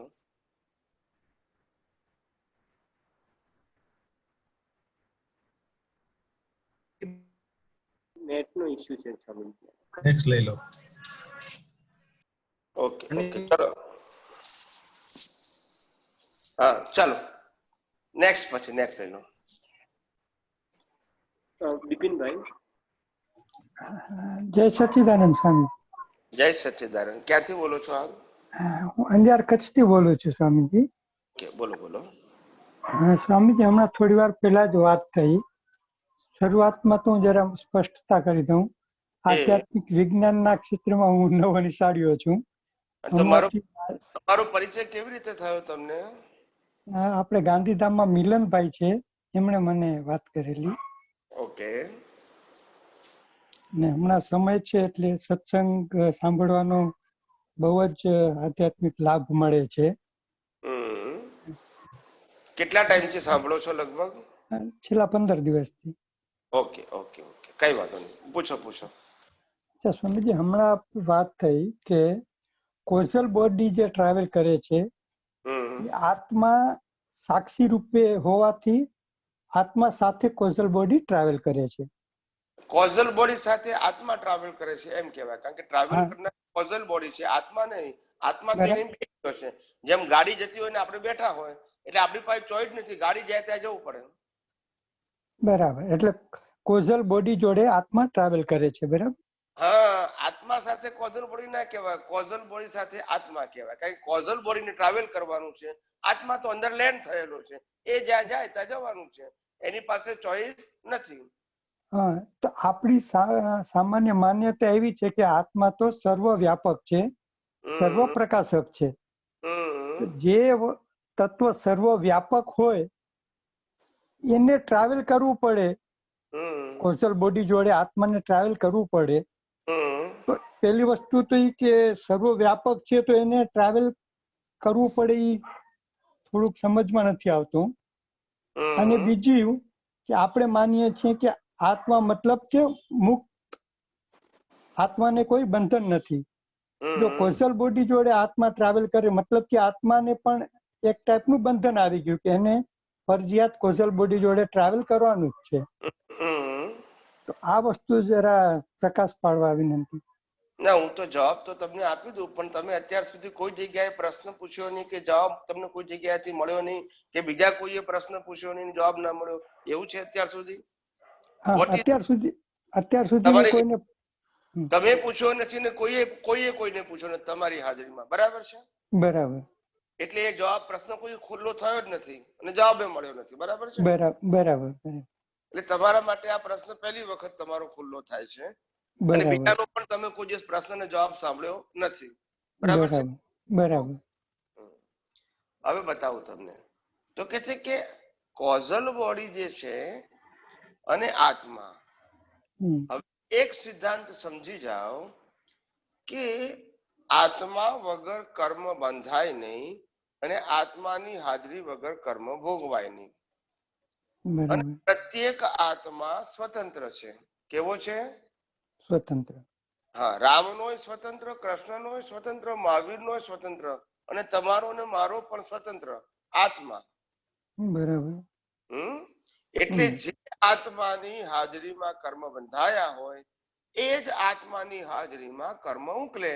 એટલે કર્મ જ્યાં કર્યા હોય ત્યાં જવું પડે આત્માને, કારણ કે એની હાજરી વગર કર્મ ઉકલે નહીં. બરાબર. એટલે આત્માને જવું કે ના જવું કોઈ ચોઈસ નથી. પછી તમે વાત કરી કે આત્મા તો સર્વવ્યાપક છે, પણ સર્વવ્યાપક એટલે શું એ તો આપણને ખબર નથી. શબ્દ તો પકડી લાયા ગમે ત્યાંથી વાંચીને સાંભળીને, પણ એનો મિનિંગ આપણને ખબર નથી.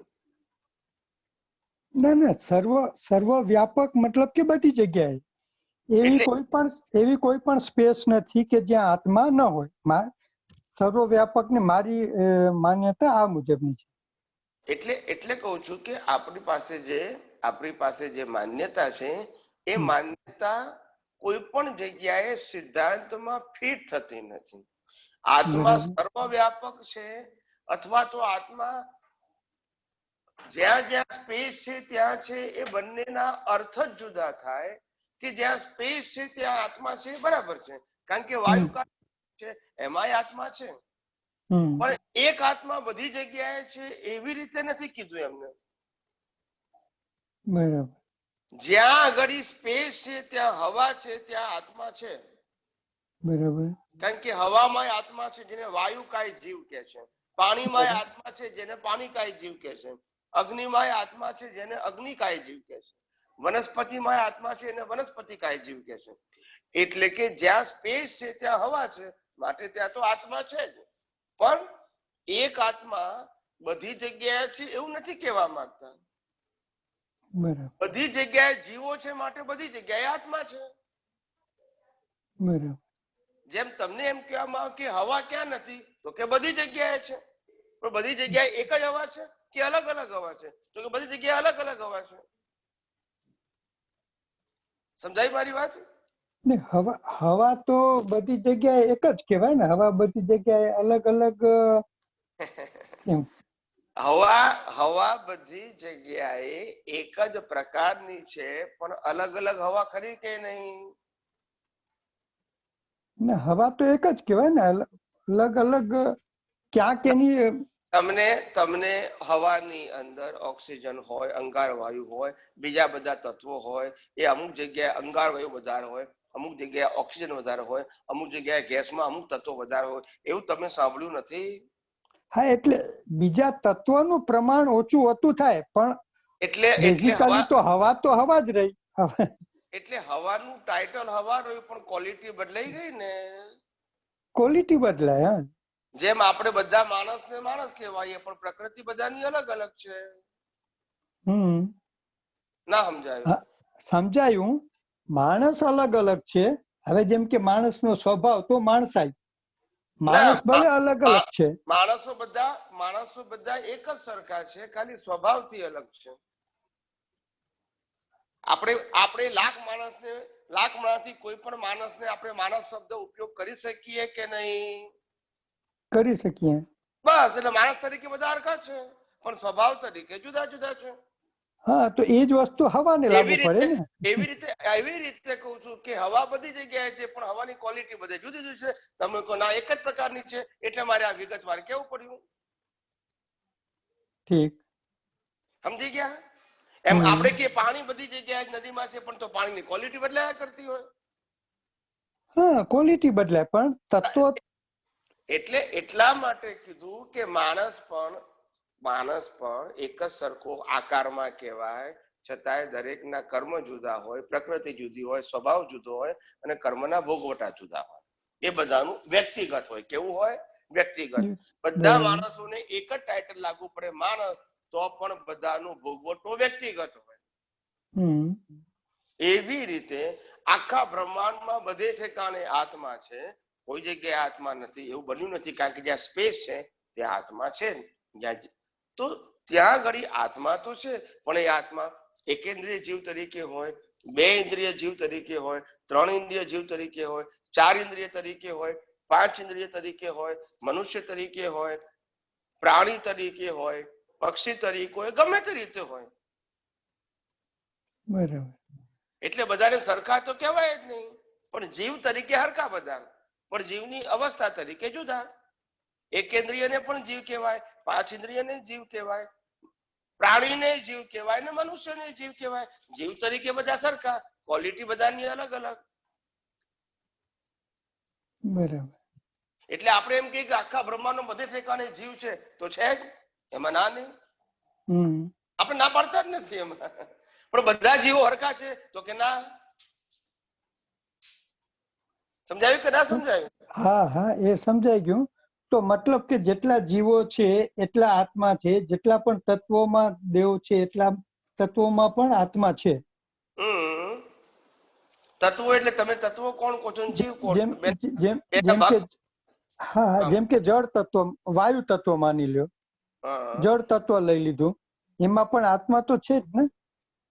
એટલે પાછું સમજવું પડે કે જળ તત્વની અવસ્થામાં આત્મા છે, જળ તત્વમાં નથી. તત્વને એલિમેન્ટ્સ કહેવાય, અવસ્થાને સર્જન અને વિસર્જન કહેવાય. એલિમેન્ટ્સ નું સર્જન વિસર્જન ના થાય, અવસ્થાનું સર્જન ને વિસર્જન થાય. તત્વ રૂપે કોઈ પણ વસ્તુ પરમેનન્ટ હોય, અવસ્થા રૂપે ટેમ્પરરી હોય. બરાબર. સમજાય છે કે નથી સમજાતું? હા, એટલે આત્મા વિશે તો ક્લિયર થઈ ગયું. હવે આત્મા મતલબ આત્મા ભલે સર્વત્ર છે, પણ આપણે મતલબ ભલે ક્વોન્ટિટી વાઇઝ મેજર ન કરી શકીએ, પણ મતલબ અનંત માની લઈએ કે અનંત ક્વોન્ટિટીમાં આત્મા છે. બરાબર ને? અનંત ક્વોન્ટિટીમાં આત્મા છે એમ તો એ મારું માનવું બરાબર છે કે નહીં? અનંતા જીવો છે, માટે અનંતા આત્મા છે. હવે આગળ બોલો. હા, તો મતલબ કે આત્માની ઉપર કઈ ખરું કે નહીં? પરમાત્મા જે આપણે કહીએ છીએ, આત્મા એ જ પરમાત્મા કે પછી કુદરત જેને કહીએ છીએ એને આપણે પરમાત્મા કહી શકીએ? જ્યાં સુધી હું આત્મા છું એવું ભાન છે, ત્યાં સુધી એની પાસે હું આત્મા છું એવું જ્ઞાન થયું છે. પણ એ જ્ઞાન જ્યારે અનુભવમાં ટ્રાન્સફર થઈ જાય ત્યારે એ જ આત્મા પરમાત્મા થઈ ગયો. બે સ્ટેજ છે. જેમ કે છોકરો છે, કુંવારો હોય ત્યારે છોકરો કહેવાય, પરણે એટલે પછી પતિ કહેવાય, છોકરો થાય એટલે પછી બાપ કહેવાય, છોકરાને કે છોકરા હોય ત્યારે દાદો કહેવાય, પણ વ્યક્તિ તો એક જ છે. બરાબર. ના સમજાયું? સરસ સરસ સમજાયું. એટલે આત્મા જ પરમાત્મા થાય છે. પણ ક્યારે? જ્યારે આત્મા છે એ સંપૂર્ણ નિરાવરણ થઈ જાય ત્યારે એને પરમાત્મા કહેવાય, અને આવરણ વાળો હોય ત્યારે એને આત્મા કહેવાય. કારણ કે એને આત્માનો પ્રકાશ સંપૂર્ણ બ્રહ્માંડમાં ખુલ્લો થયો નથી. કેમ નથી થયો? તો કે અજ્ઞાનના આવરણ. ઓકે, તો એ રીતે જોઈએ તો મોક્ષ પામેલ આત્મા એટલે પરમાત્મા એવું અર્થઘટન કરી શકાય? જે મોક્ષે ગયા એ બધા પરમાત્મા, અને જેને કેવળ જ્ઞાન થયું દેહ સાથે એ પણ પરમાત્મા. બરાબર. હવે એને જન્મ મરણમાં ફરવાનું નથી એટલે કેવળ જ્ઞાન કહેવાય. બરાબર. ખૂબ ખૂબ ધન્યવાદ સ્વામીજી. જય સચ્ચિદાનંદ. જય સચ્ચિદાનંદ. જય સચ્ચિદાનંદ. જય સચ્ચિદાનંદ. બ્રેક લઈશું. બ્રેક. હા, બ્રેક લો, બ્રેક લો. જય સચ્ચિદાનંદ. સ્વામીજી, જય સચ્ચિદાનંદ. કાલના સત્સંગમાં એવી વાત થઈ હતી સ્વામીજી કે આ પ્રતિષ્ઠિત આત્મા જે છે આત્માની જે આપણી પ્રોપર્ટીઝ ને બધું હોય છે, હવે અનંત જ્ઞાન વાળું અનંત સુખનું ધામ છું હું, તો એને અનુભવ થતો નથી એને, પણ એને સમજાય છે કે હું મારું આ સ્વરૂપ છે. બરાબર છે. સાચી વાત છે. એને સમજાય છે ને, સમજાય અનુભવ સમજાય છે. હા, તો હવે બીજો ક્વેશ્ચન એમ છે કે આવું ક્યારેક મીન્સ આવું સમજાય તો ક્યારેક આપણને આનંદ પણ આવતો હોય છે અંદર. આવે આવે. હા, એટલે એ અત્યારે આનંદ આવે એ આત્માનો આનંદ ના આવે, પણ પ્રકૃતિથી મુક્ત રહ્યા તેનો આનંદ આવે. આત્માના લક્ષ્ય સાથે પ્રકૃતિથી મુક્ત રહ્યા તેનો આનંદ આવે. કારણ કે હંમેશા પ્રકૃતિ હોય એ જ બોજાવાળી અને બંધનવાળી. બરાબર છે. હવે તમે એનાથી મુક્ત થઈ ગયા તો બોજો કઈ તો હોય તમને? બોજો ના હોય. એટલે કુદરતનો કાનૂન એવો છે, ધારો કે આપણે બે જણા હોય, હસબન્ડ ને વાઈફ. માનો કે આપણા બેની પ્રકૃતિ મેચ ના ખાતી હોય તો પ્રકૃતિમાં બીજું કશું નહીં, આપણને હસબન્ડ છે એટલે દુઃખ નથી, પણ હસબન્ડ હોવાથી એનો સ્વભાવ અનુચિત ન હોવાથી આપણને દુઃખ લાગે છે. હવે એની ગેરહાજરી આપણને સુખ અનુભવ કરાવે છે, તો સુખ કોઈ આપતું નથી, એની ગેરહાજરી સુખ છે. એવી રીતે અહીંયા આગળ પ્રકૃતિથી તમે મુક્ત રહો છો એનો આનંદ છે. એટલે પ્રકૃતિમાં રહેતા હતા એમાં જે સુખ દુઃખ હતું એ ભ્રાંતિ વાળું હતું. હવે આ મુક્ત રહ્યા એનો આનંદ છે. એટલે એને નિરાકુરતાનો આનંદ કહેવાય, નિર્લેપતાનો આનંદ કહેવાય, અસંગતાનો આનંદ કહેવાય, અભેદતાનો આનંદ કહેવાય, નિર્વિચાર દશાનો, નિર્વિકલ્પ દશાનો આનંદ કહેવાય. પણ એ આનંદ તમને આત્મા ભણી ઓર લઈ જાય, બરાબર છે. અને ક્યારેક ક્યારેક તો એવું પણ અનુભવ આવે છે, એટલે ખબર નહીં એમાં શું અંદરનું શું એમાં ચેન્જીસ હોય છે, પણ ઘણી વખત ખરેખર આપણે શુદ્ધાત્મા જોતા હોય તો આપણને બહુ જ આનંદ આવે. ક્યારે કદાચ આપણે એક્ઝેક્ટ રીતના જોતા હોઈએ એટલે આપણે આનંદ આવતો હોય. ઘણી વખત આપણે આમ મિકેનિકલી એમ કે શુદ્ધાત્મા છે અંદર એમ કરીને આપણે એવું લાગે તો ક્યારેક આનંદ ન પણ આવે આપણને.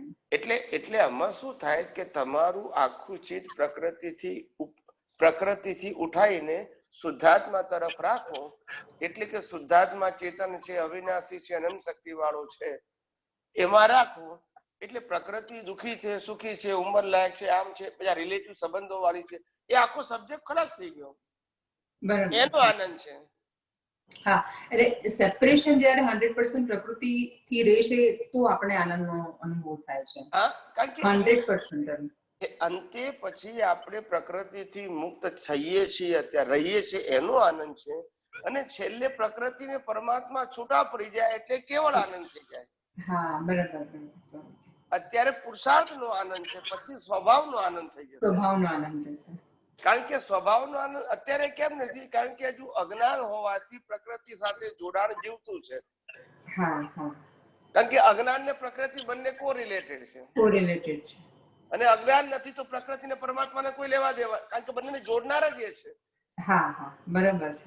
એટલે જે દિવસે અજ્ઞાન ખલાસ થઈ જશે તો આત્માને સ્વાભાવિક આનંદ, અને કુદરત પ્રકૃતિ એના સ્વભાવમાં કુદરતી રચના પ્રમાણે, પછી બે કોઈ લેવા દેવા નહીં, પછી પુરુષાર્થે નહીં, આત્માનો સ્વાભાવિક આનંદ અને પ્રકૃતિ પોતે કુદરતી રચના પ્રમાણે ઉકળ્યા કરે. અચ્છા, એટલે આ અજ્ઞાન ખલાસ મીન્સ તમે જે વાત કરો છો અજ્ઞાન ખલાસ થશે, એટલે અજ્ઞાન ખલાસ થશે એટલે દરેક જે સંજોગો આવશે, સંજોગોમાં જે પણ અવસ્થા હશે, બરાબર, એની પળે પળે ક્ષણે ક્ષણે આપણને એ સેપરેશન નું આપણે રિયલાઇઝેશન થશે. બરાબર છે. હા, બરાબર છે ને. તો એટલે એ ત્યારે કહેવાશે કે આપણું જે અજ્ઞાન છે 100% એટલે નાશ થઈ રહ્યું છે, કે થઈ ગયું છે. એટલે આપણી જે અજ્ઞાન છે ને એ બિલીફ રૂપે છે. કયા રૂપે છે? બિલીફ રૂપે. મન વચન કાયની ક્રિયા રૂપે અજ્ઞાન નથી. મન વચન કાય તો પરિણામ સ્વરૂપે છે. તમે કરો તો ઓગળી જવાના છે, છેલ્લે વાળવાના છે. કશું ના કરો તો અજ્ઞાન એને પણ સેમ છે. પ્રશ્ન મન વચન કાયા ઉકલતી વખતે જે બિલીફ જીવતી છે એ બિલીફ ને યાદ કરો એનું નામ અજ્ઞાન કયું કહેવાય? કારણ કે બિલીફમાં અજ્ઞાન છે. પ્રકૃતિ જળ છે, જળમાં જ્ઞાને નથી ને અજ્ઞાને નથી, માત્ર ભોગવટો છે. ભોગવટો છે એટલે અત્યારે તો બિલીફમાં જ્ઞાન અજ્ઞાન છે.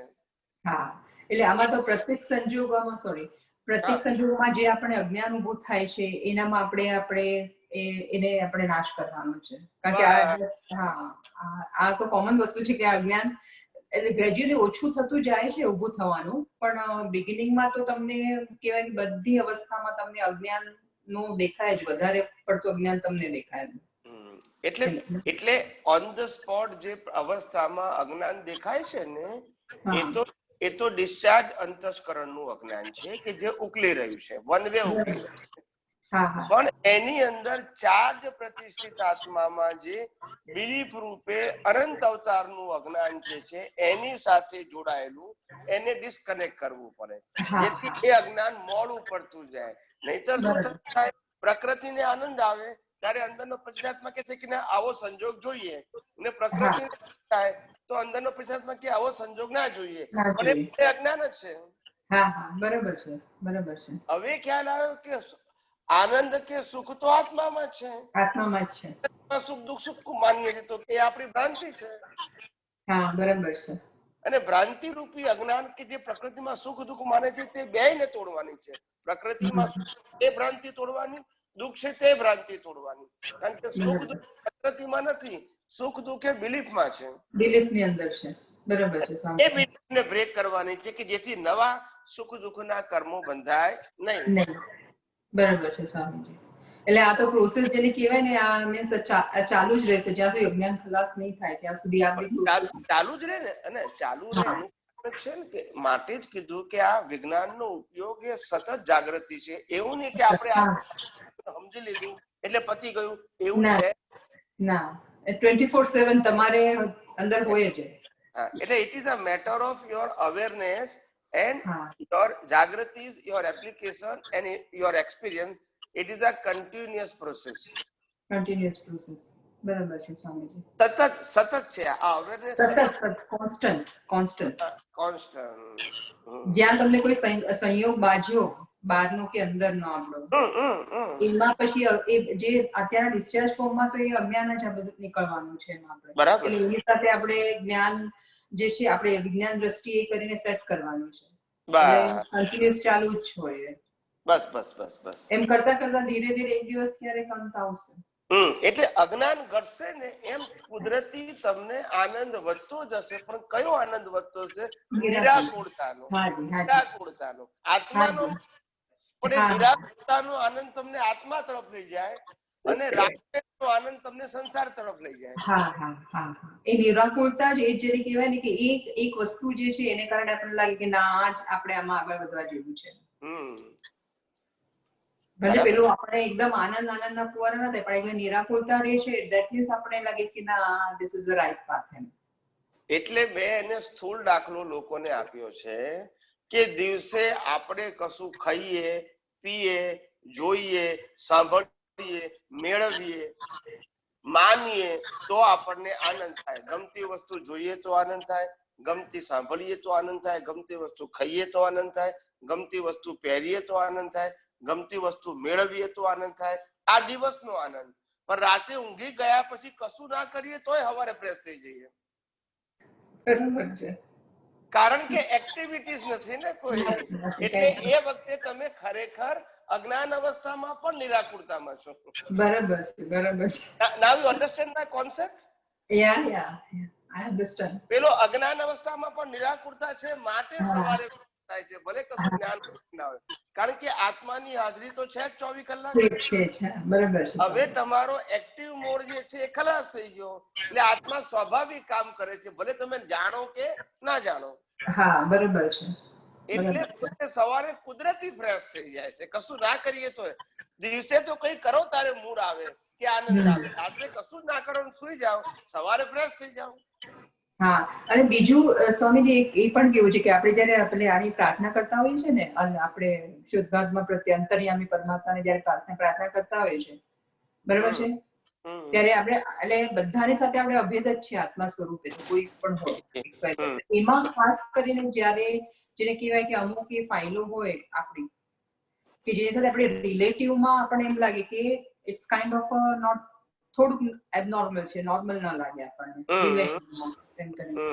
ત્યારે એની સાથે આપણે અભેદતા જયારે આપણે કરીએ છીએ ત્યારે આપણને બહુ જ આનંદ લાગતો હોય છે.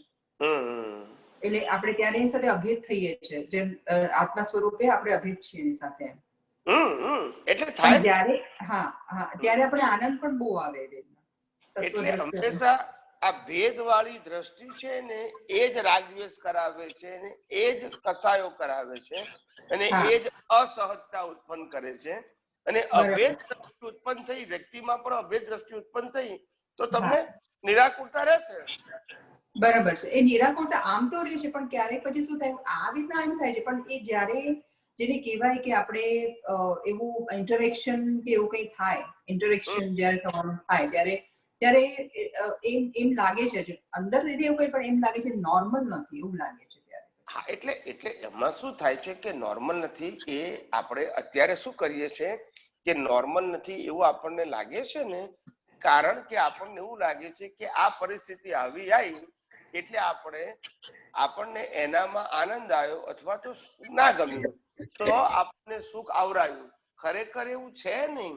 કે જેમ જેમ જાગૃતિ વધશે તેમ તમને ખબર પડશે કે આ પરિણામનો જ ભાગ છે. એટલે આગળ મારે તમને એમ જ પૂછવું હતું કે એટલે આ જે થતું હોય, કારણ કે આપણે આટલું બધું એ કરતા હોઈએ આવી રીતના, અને જ્યાં આવી ફાઇલો હોય ત્યાં તો ખાસ આપણે જાગૃતિ ત્યાં આપણે રાખવાનો ઉપયોગ રાખવાનો ટ્રાય કરીએ, આપણે બધી રીતના એ કરવાનો ટ્રાય કરીએ. પણ જયારે એટલે આ પણ હવે એવું લાગે છે સ્વામીજી કે આ પરિણામનો ભાગ ખરેખર આપણે દેખાતો હોય છે કે આ પરિણામ સ્વરૂપે છે.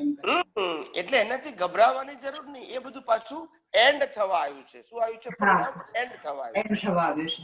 હા હા, બરાબર છે. આપણે એને આવી રહ્યું છે એમ નહીં જોવાનું, જઈ રહ્યું છે. જઈ રહ્યું છે, હા બરાબર છે. કોઈ વસ્તુ જતી હોય ને તો આપણને આનંદ થાય, આવતું હોય તેમ લાગે હવે ક્યારે જશે, પણ આ તો જઈ જ રહ્યું. હા હા, બરાબર છે સ્વામીજી.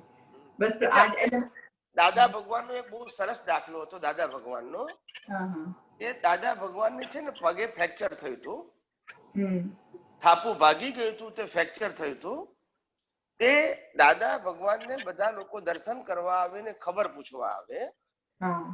એટલે પછી દાદાને કે દાદાજી આપને શું થયું, ક્યારે વાગ્યું, કેવી રીતે વાગ્યું, કેટલું દુખે છે, કેટલા દિવસો થયા, આવું બધું દાદાને પૂછે.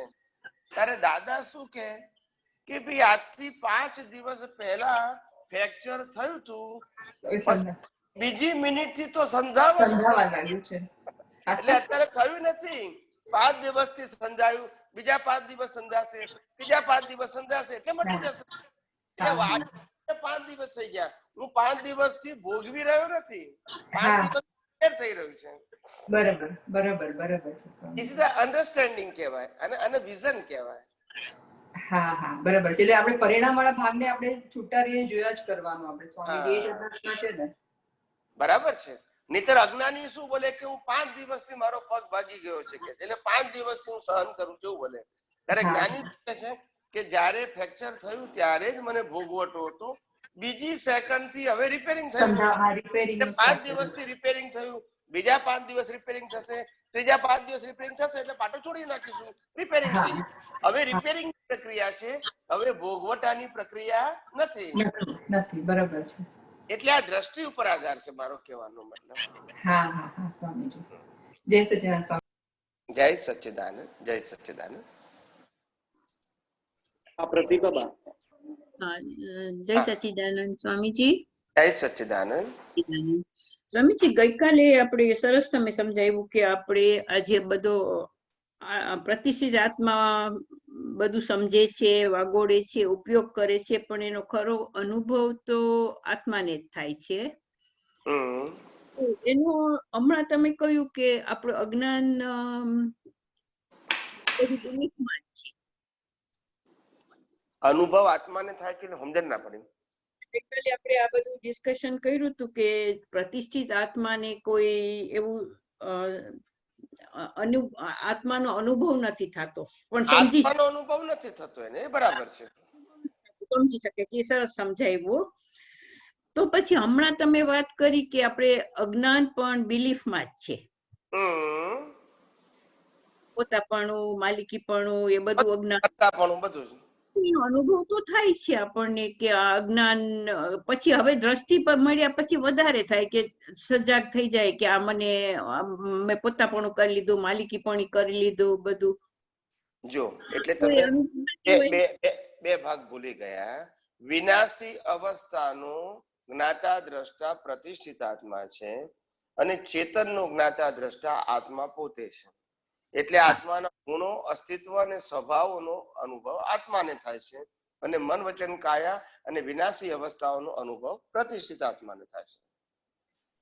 હા, એ સમજણ પડી ગઈ. વિનાશી અવસ્થાનો પણ થાય છે ને તો પણ બિલીફ મને સમજણ કે કેવી રીતે બિલીફ કહેવાય કે આપણે અજ્ઞાન બિલીફ છે. કારણ કે હું સમજાવું તમને. કારણ કે પ્રતિષ્ઠિત આત્મા અને પ્રકૃતિ બંને જુદા છે. હા, બરાબર છે. એટલે પ્રતિષ્ઠિત આત્માને જે થાય છે એને બિલીફ કહેવાય, એને કશું થતું નથી. દાખલા તરીકે હાથ તૂટી ગયો તો બિલીફ પ્રતિષ્ઠિત આત્માને હોય કે મારો હાથ તૂટી ગયો, મને વેદના થયું, એને તો ખાલી બિલીફ જ છે. પ્રકૃતિનો હાથ તૂટી ગયો છે, પ્રકૃતિને વેદના છે, પણ માને છે જીવતો પ્રતિષ્ઠિત આત્મા. બસ એનું નામ અજ્ઞાન. એ જ અજ્ઞાનથી નવી પ્રકૃતિ ઊભી થાય છે. હા, પણ તોય પણ એ ભલે પ્રકૃતિને બધું થાય છે, આપણે માને છે પેલો ને, પણ હા, પણ એ માને છે શેના કારણે? જો પ્રકૃતિને ના થાય તો એ માને જ નહીં ને.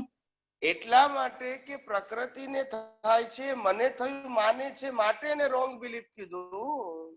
તો આપણે એમ જ સમજવાનું કે આને થાય છે, બરાબર? ફાઇલ 1 બોલીએ કે જે મારું નામ હોય એ બોલીએ, ચંદુ.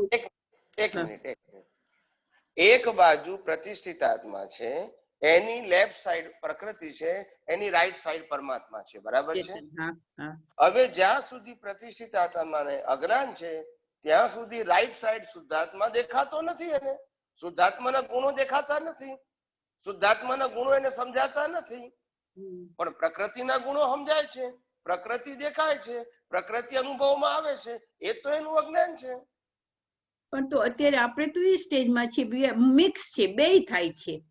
એટલા માટે કીધું કે મિક્સ, એટલા માટે કીધું કે પેલાની અંદર હવે આપણે પ્રકૃતિના ગુણોમાં, પ્રકૃતિના સ્વભાવમાં કે પ્રકૃતિની મન, વચન, કાયની એટીટ્યુડમાં ઊંડા નહીં ઉતરી અને એક જ પેકેજમાં મૂકી દેવાનું કુદરતી રચના. હા, એ કુદરતી રચના તો બિલીફમાં મને તો પછી કુદરતી રચના બિલીફ તો ના હોય ને.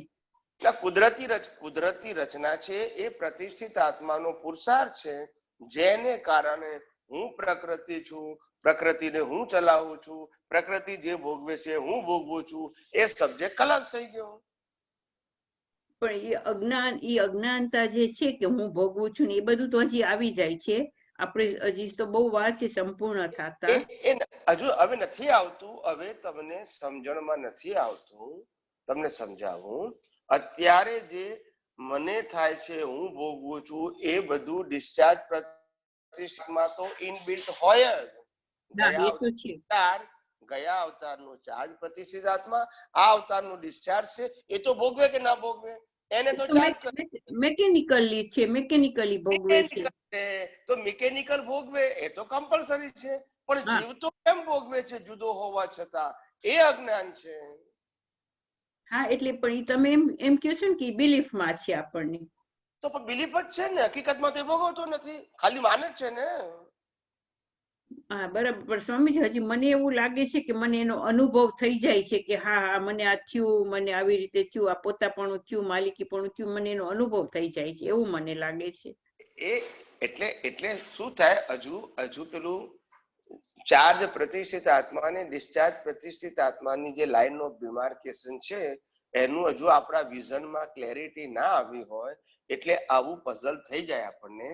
પણ આપણી સમજણમાં આવ્યું છે, હજુ દર્શનમાં જોઈએ એવી ક્લેરિટી નથી આવી, સમજણમાં આવી ગઈ કે ડિસ્ચાર્જ પ્રતિષ્ઠિત આત્મા મિકેનિકલ હોય અને ચાર્જ પ્રતિષ્ઠિત આત્મા લાઈવ હોય. આટલું તો આપણને સમજાઈ ગયું છે બુદ્ધિથી.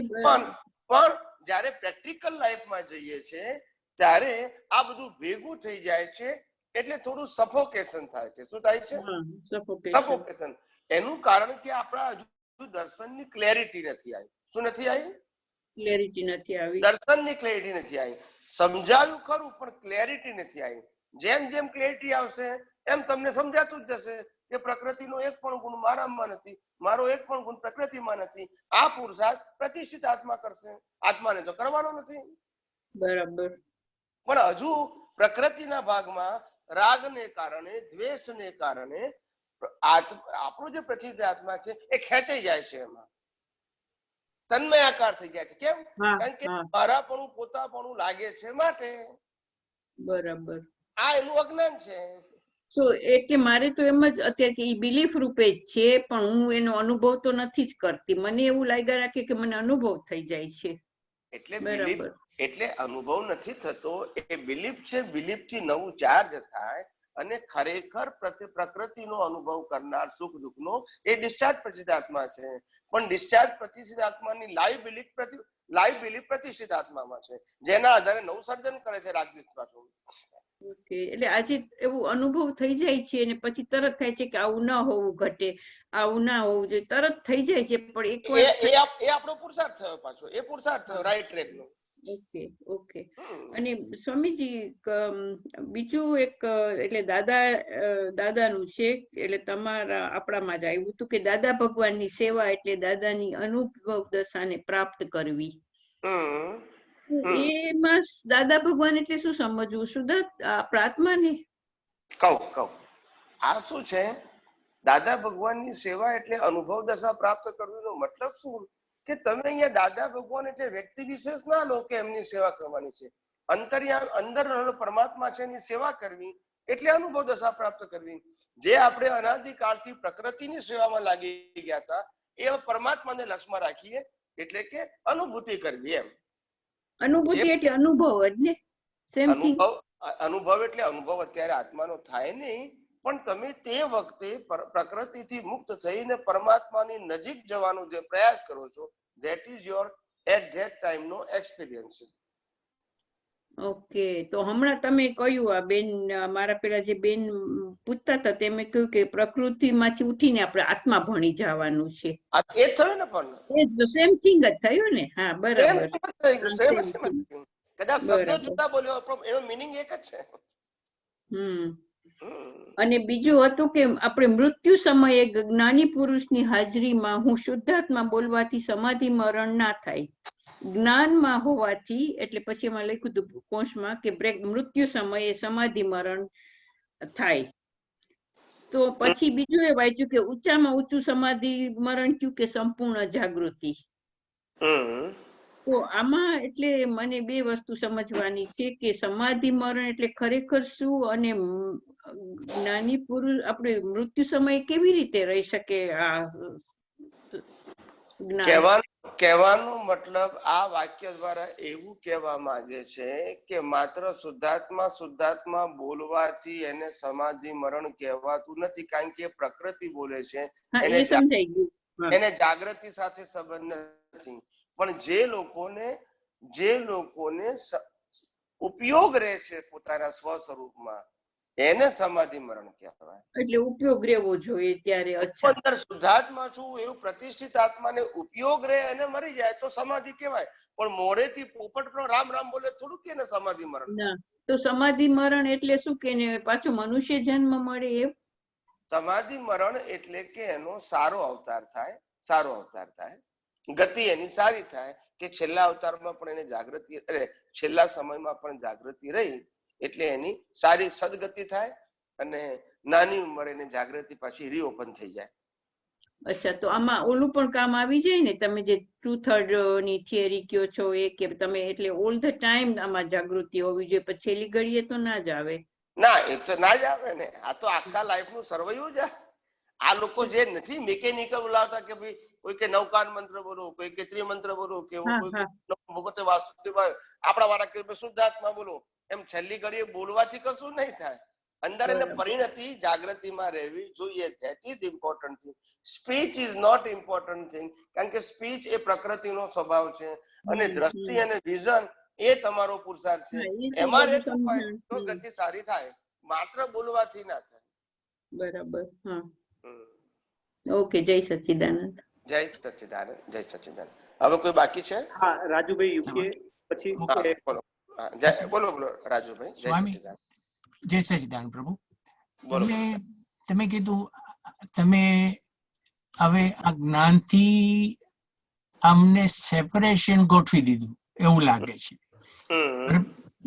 કુદરતી રચના એનો જે ઉપયોગ કરી રહ્યા છે અને પરમ વિનયમાં રહી અને જે આવે છે ભગોટાની રીતે જોઈએ છે. તો ક્વેશ્ચન ઉભો થાય છે કે તમે એક બે જગ્યાએ કહ્યું કે દાદાજીએ કીધું છે કે ચોગડધમથી આ જ્ઞાન સમજવું પડશે એપ્લાય કરવા. તો હવે બીજા ક્યાં એંગલ્સ બાકી છે કે જે આ આટલું પરમ વિનય અને જે સંભાવે નિષ્કામ ભાવે કર્મો ડિસ્ચાર્જ કરી રહ્યા છે જુદું રાખીને, તો એ સિવાય બીજા એંગલ્સ ક્યાં કવર કરવાના બાકી રહે છે? આજ એંગલમાં હજુ તો ઘણું ઊંડાણ બાકી છે, ડીપનેસ બહુ જવાનું છે. દાદા ભગવાને બે શબ્દો આપ્યા હતા કે પરમ વિનય અને હું કઈ જાણતો નથી એ ભાવ. આ મોક્ષે લઈ જશે. આવું ચોપડીમાં છપાયું, પણ લોકો સમજ્યા નહીં ને કે આનો મિનિંગ શું. ના, શબ્દ જુદી વસ્તુ છે, એનો મર્મ સમજવો પડે ને. એટલે પરમ વિનયમાં એમને એવું કીધું કે પ્રકૃતિ ને પરમાત્મા ને પ્રતિષ્ઠિત આત્મા છૂટા રાખે એને પરમ વિનય કહેવાય. બરાબર છે. અને હું કઈ જાણતો નથી, એટલે જે કઈ જાણું છું અત્યારે મારા ડેવલપમેન્ટને આધારે એ પરિપૂર્ણ નથી, માટે એનો અહમ કરવા જેવો નથી. બરાબર છે. એટલે સર્વજ્ઞની દ્રષ્ટિએ તો હું કશું જાણતો નથી અમારે એવું આપણે, કારણ કે અમારે જાણવાનું ઘણું બાકી છે. પણ જો હું થોડું જાણું છું ને હું જાણું છું એવું માનશો તો બસ એ તમારો પુરુષાર્થ ત્યાં અટકી ગયો ઇગોઇઝમને કારણે. ઓકે, તો એમાં બે વસ્તુ ધ્યાનમાં રાખવાની. આ દાદા ભગવાને કહેલું જ છે. હા, એને જ હું રિપીટ કરું છું એટલા માટે. એટલે મેં એમના શબ્દોમાં મેં વાત કરી. એટલે આપણે પરમ વિનયને હું કઈ જાણતો નથી એ ભાવ એને મેં મારી ભાષામાં એમ કીધું કે ભાઈ કે પ્રકૃતિને પરમાત્માને છૂટા પાડવા એ, અને બીજું જેમ જેમ તમારું ડેવલપમેન્ટ વધતું જાય તેમ તેમ તમારે પોતે એને માઇનસ કરવાનું છે, પ્લસ નથી કરવાનું. શું નથી કરવાનું? માઇનસ કરવું એટલે તમે શું કહો છો? કે માઇનસ કરવું એટલે સમજાવું તમને. દાખલા તરીકે મારે 100% માર્ક મેળવવાના છે, અત્યારે 30% મળ્યા એટલે હવે માઇનસ કરું છું, હવે 70 બાકી રહ્યા. 40% થયું એટલે માઇનસ કરું છું, હવે 60 બાકી રહ્યા. ખ્યાલ આવી ગયો ને?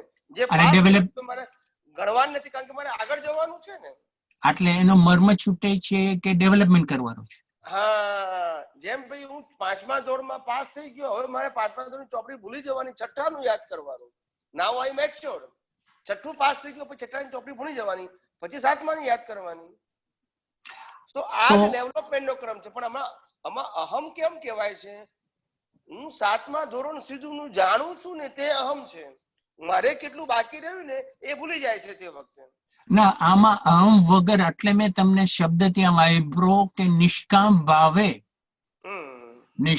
ભાવે સંભાવે ચૂકતે કરીએ છીએ. એટલે નિષ્કામ એટલે મને કઈ આવડતું જ નથી. કમ્પ્લીટ વિનય, પરમ વિનય અને ભૌતિક વિનય પણ સાથે. એટલે જેટલો પણ આપણો પરમ વિનય અને અકર્તાપણું હશે એટલું ડેવલપમેન્ટમાં અવરોધ નહીં આવે. અને જો પરમ વિનય અથવા તો જાણવાપણું હશે તો પછી એ અવરોધ આવશે. મારો કહેવાનો ક્વેશ્ચનની પાછળ પાવરથી હતો, જ્યારે ચોગડધમ શબ્દ આપણે વાપરીએ છીએ કે દાદાજીએ કીધું કે ચોગડધમ એટલે કે મને એ દેખાય છે કે ચોગડધમ એટલે બીજા એંગલ્સ બધા બાકી છે જે આપણે આ તમે જે હમણાં સમજાયું એ સિવાય બીજા એંગલ્સ છે કે આપણે જે કવર નથી કર્યા, એની પાછળ બાવરથી હતો ક્વેશ્ચનની પાછળ. સમજી ગયો. પણ મેં કીધું તે પ્રમાણે અલગ અલગ સમયે અલગ અલગ પ્રકારના એંગલો ખુલતા હોય છે. એક છે જે રીતના પ્રશ્ન આવશે એ એંગલ થી જવાબ નીકળશે. જે અમને શું દર્શનમાં બધું દેખાય પણ અમારે કેવું શું? હા, એ બરાબર છે. એટલે પ્રશ્ન પૂછીને અમે જવાબ આપીએ. કારણ કે આમાં શું થાય કે મારી સ્વતંત્રતા કે તમારી સ્વતંત્રતાનો પ્રશ્ન નથી. અર્જુને જયારે પ્રશ્ન પૂછ્યો ત્યારે જ ગીતા નીકળી, નહીં તો ગીતા તો કૃષ્ણ ભગવાન પાસે હતી પણ નીકળે કઈ રીતે? પણ અમને સંભાવે જયારે કર્મ ઉદય થાય રીતે જ અમે ક્વેશ્ચન પૂછીએ ને પ્રભુ. ચોક્કસ, એટલે તો હું કહું છું હું તમને જવાબ આપવા તૈયાર છું. તમે પ્રશ્ન પૂછો તો હું જવાબ આપવા તૈયાર છું. બરાબર છે? ત્યારે અમુક વાર શું થાય કે જયારે તમે અંદર વગોડતા આવતા હોય કે તમે અંદર મનન કરતા હો, whatever is the right word, પણ એ ટાઈમે જયારે તમને કઈક ઓચિંતા અને ફટાકડા ફૂટે કે થોટ્સ ઉત્પન્ન થાય, એ કોન્ટેક્સ જુદો હોય ને પછી 2 દિવસ પછી આવી રીતે આપણે ડિસ્કશનમાં બેસીએ ત્યારે જુદા વિચારો ચાલતા હોય. એટલે ક્યાં કોન્ટેક્સમાંથી જરાક એને બેસાડવું ડિફિકલ્ટ છે. એટલે શું છે, હું જે સત્સંગમાં શરૂઆતમાં 5, 10, 15, 20 મિનિટ જે બોલું છું ને, એ મને જે કુદરતી અંદર ઉભું થયું હોય ને એ જેમ છે તેમ કહી દઉં છું. હા, એ રિફ્રેશ થઈ જાય, ખ્યાલ આવી જાય. ક્વેશ્ચન આન્સર આવે ત્યારે પછી ક્વેશ્ચન ના આધારે મારો આન્સર. હા, બરાબર છે. પેલું નેચરલ મારું હોય અને પેલું ક્વેશ્ચન આન્સર ના આધારે. હા, ખ્યાલ આવી ગયો. પ્રભુ થેન્ક યુ. જય સચિદાનંદ. જય સચિદાનંદ. હવે કોઈ બાકી છે? 2-3 જણા છે. દિવ્યેશ, કઈ વાંધો નહીં, કહી દો. અવાજ આવશે? જય સચિદાનંદ સ્વામી. જય સચિદાનંદ. જાગૃતિ બેન ધામેલિયા. બોલો. સુરત. હા, મારું એવું કેવું હતું કે અત્યારે આમ પ્રકૃતિ ઉપરથી જ છે પ્રશ્ન તો, પણ જયારે મને છે ને કેન્સર આવ્યું હતું ને પછીથી મને બહુ ગરમી બહુ થાય ને તો 3-4 વાર 5 વાર એમ નાહવું પડે એમ. તો અંદરથી એવું થાય કે પાણીનો બહુ દુરુપયોગ થાય છે, અંદર જે જીવો હોય એ ઘણું બધું ઓલું થાય છે. તો એના માટે શું મારે કરવું? આમ જુદાપણું રાખી એને બધું કરીએ પણ છતાં એવું ચાલુ રહે એમ. એટલે એવું બહુ છે ને, બહુ એવું વિચારવા જેવું નથી. સામાન્ય ભાવે રહેવું, જરૂરિયાત પ્રમાણે વસ્તુનો ઉપયોગ કરવો, પણ એવું ટેન્શન લેવાની જરૂર નથી કે આવું થાય તો આવું. આ બધી સાયકોલોજી ઉભી કરવામાં આવી છે અને જેના કારણે એનો આશય સારો હતો કે માણસો દરેક વસ્તુનો ઇકોનોમિકલી ઉપયોગ કરે. આવો જૈન ધર્મનો આશય હતો. પાણી છે, ચાલવું છે, ખાવું છે, પીવું છે, વસ્તુ છે, બધું સંયમિત રાખે, આવો હેતુ હતો. જેના કારણે પાપ ઓછા કરવા પડે, આ એનો પર્પઝ હતો. પણ આપણને કુદરતી રીતે આવા સંજોગ આવ્યા હોય તો આપણે વધારે નવું પડે. જેમ કે ઉનાળામાં 4 વખતે નવું પડે, બહાર જઈને આવીએ તો પરસેવો થાય, એટલે એ જુદી વસ્તુ છે, સંજોગ કહેવાય આપણે. પણ પાણીનો વેસ્ટ ના થાય એટલી જાગૃતિ રાખવી એ કોમન સેન્સનો સવાલ છે. પણ આપણે કે નદીમાં નાહીએ કે તળાવમાં નાહીએ એટલે આટલું બધું પાણી વપરાઈ ગયું એવું જાણવાની જરૂર નથી. હા, બરાબર. એટલે પણ દરેક વસ્તુનો ઇકોનોમી એ કોમન પ્રિન્સિપલ છે. વ્યવહારમાં ઇકોનોમી શબ્દ સારો છે. ગમે તે વસ્તુઓ ઇકોનોમી જરૂરિયાત પૂરતો ઉપયોગ કરો, that is good for the nature. Nature કે છે હું તમને બધી વસ્તુ પ્રોવાઈડ કરું છું પણ મિસયુઝ ના કરશો, નહીતર તમારે સફરિંગ કરવું પડશે. એટલે અંગ્રેજીમાં બોલો ને તો નો બહુ સમજ પડે, ગુજરાતીમાં થોડું કયો ને. હા, એટલે દરેક વસ્તુનો તમે દુરુપયોગ કરો તો કુદરત કે છે પછી એનો ભોગવટો આવશે, માટે જરૂરિયાત પ્રમાણે ઉપયોગ કરવો. હા, બરાબર. સમજાય? જય સચિદાનંદ. હા, ગોપાલભાઈ બોલો. જય સચિદાનંદ. સ્વામીજી, આપણે દાદા ભગવાન કહેતા કે આ દેહ સાથેના કરારો અમુક વર્ષોથી અમે ફાડી નાખ્યા છે, તો એ કયા કરારો હોય દેહ સાથેના? એમનો માલિકી ભાવના. માલિકી. અચ્છા, ઓકે. આ મન મારું છે, વાણી મારી છે, કાયા મારી છે, એની સાથે સંકળાયેલા સંબંધો મારા છે, સત્તા મારી છે, સંપત્તિ મારી છે.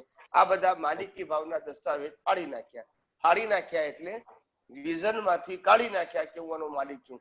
બસ હવે કુદરતી રચના પ્રમાણે આ મન વચન કાયા એના સંજોગો પ્રમાણે ઉગલ્યા કરે છે ને હું એનાથી મુક્ત એવો શુદ્ધાત્મા છું. એટલે મારા માટે મન વચન કાયા અને એની અવસ્થા એ ઇમ્પોર્ટન્ટ વસ્તુ નથી. રાઈટ.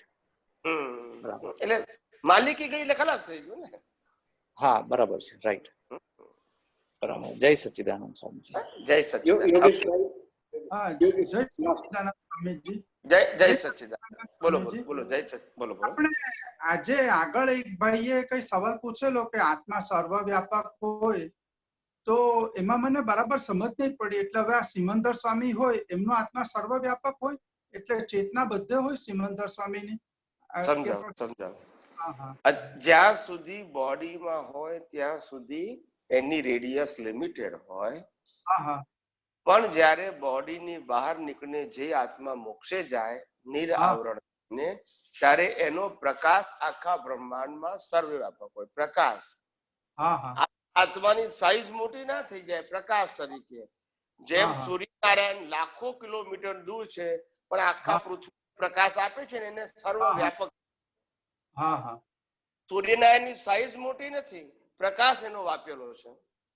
એટલે કાયમ માટે જેવો સર્વવ્યાપક જ રહીને, એટલે કશે બી તમે યાદ કરો એ ચેતનાને. એટલે સર્વવ્યાપક ક્યારે કહેવાય કે જ્યારે નિરાવરણ થઈ જાય ત્યારે.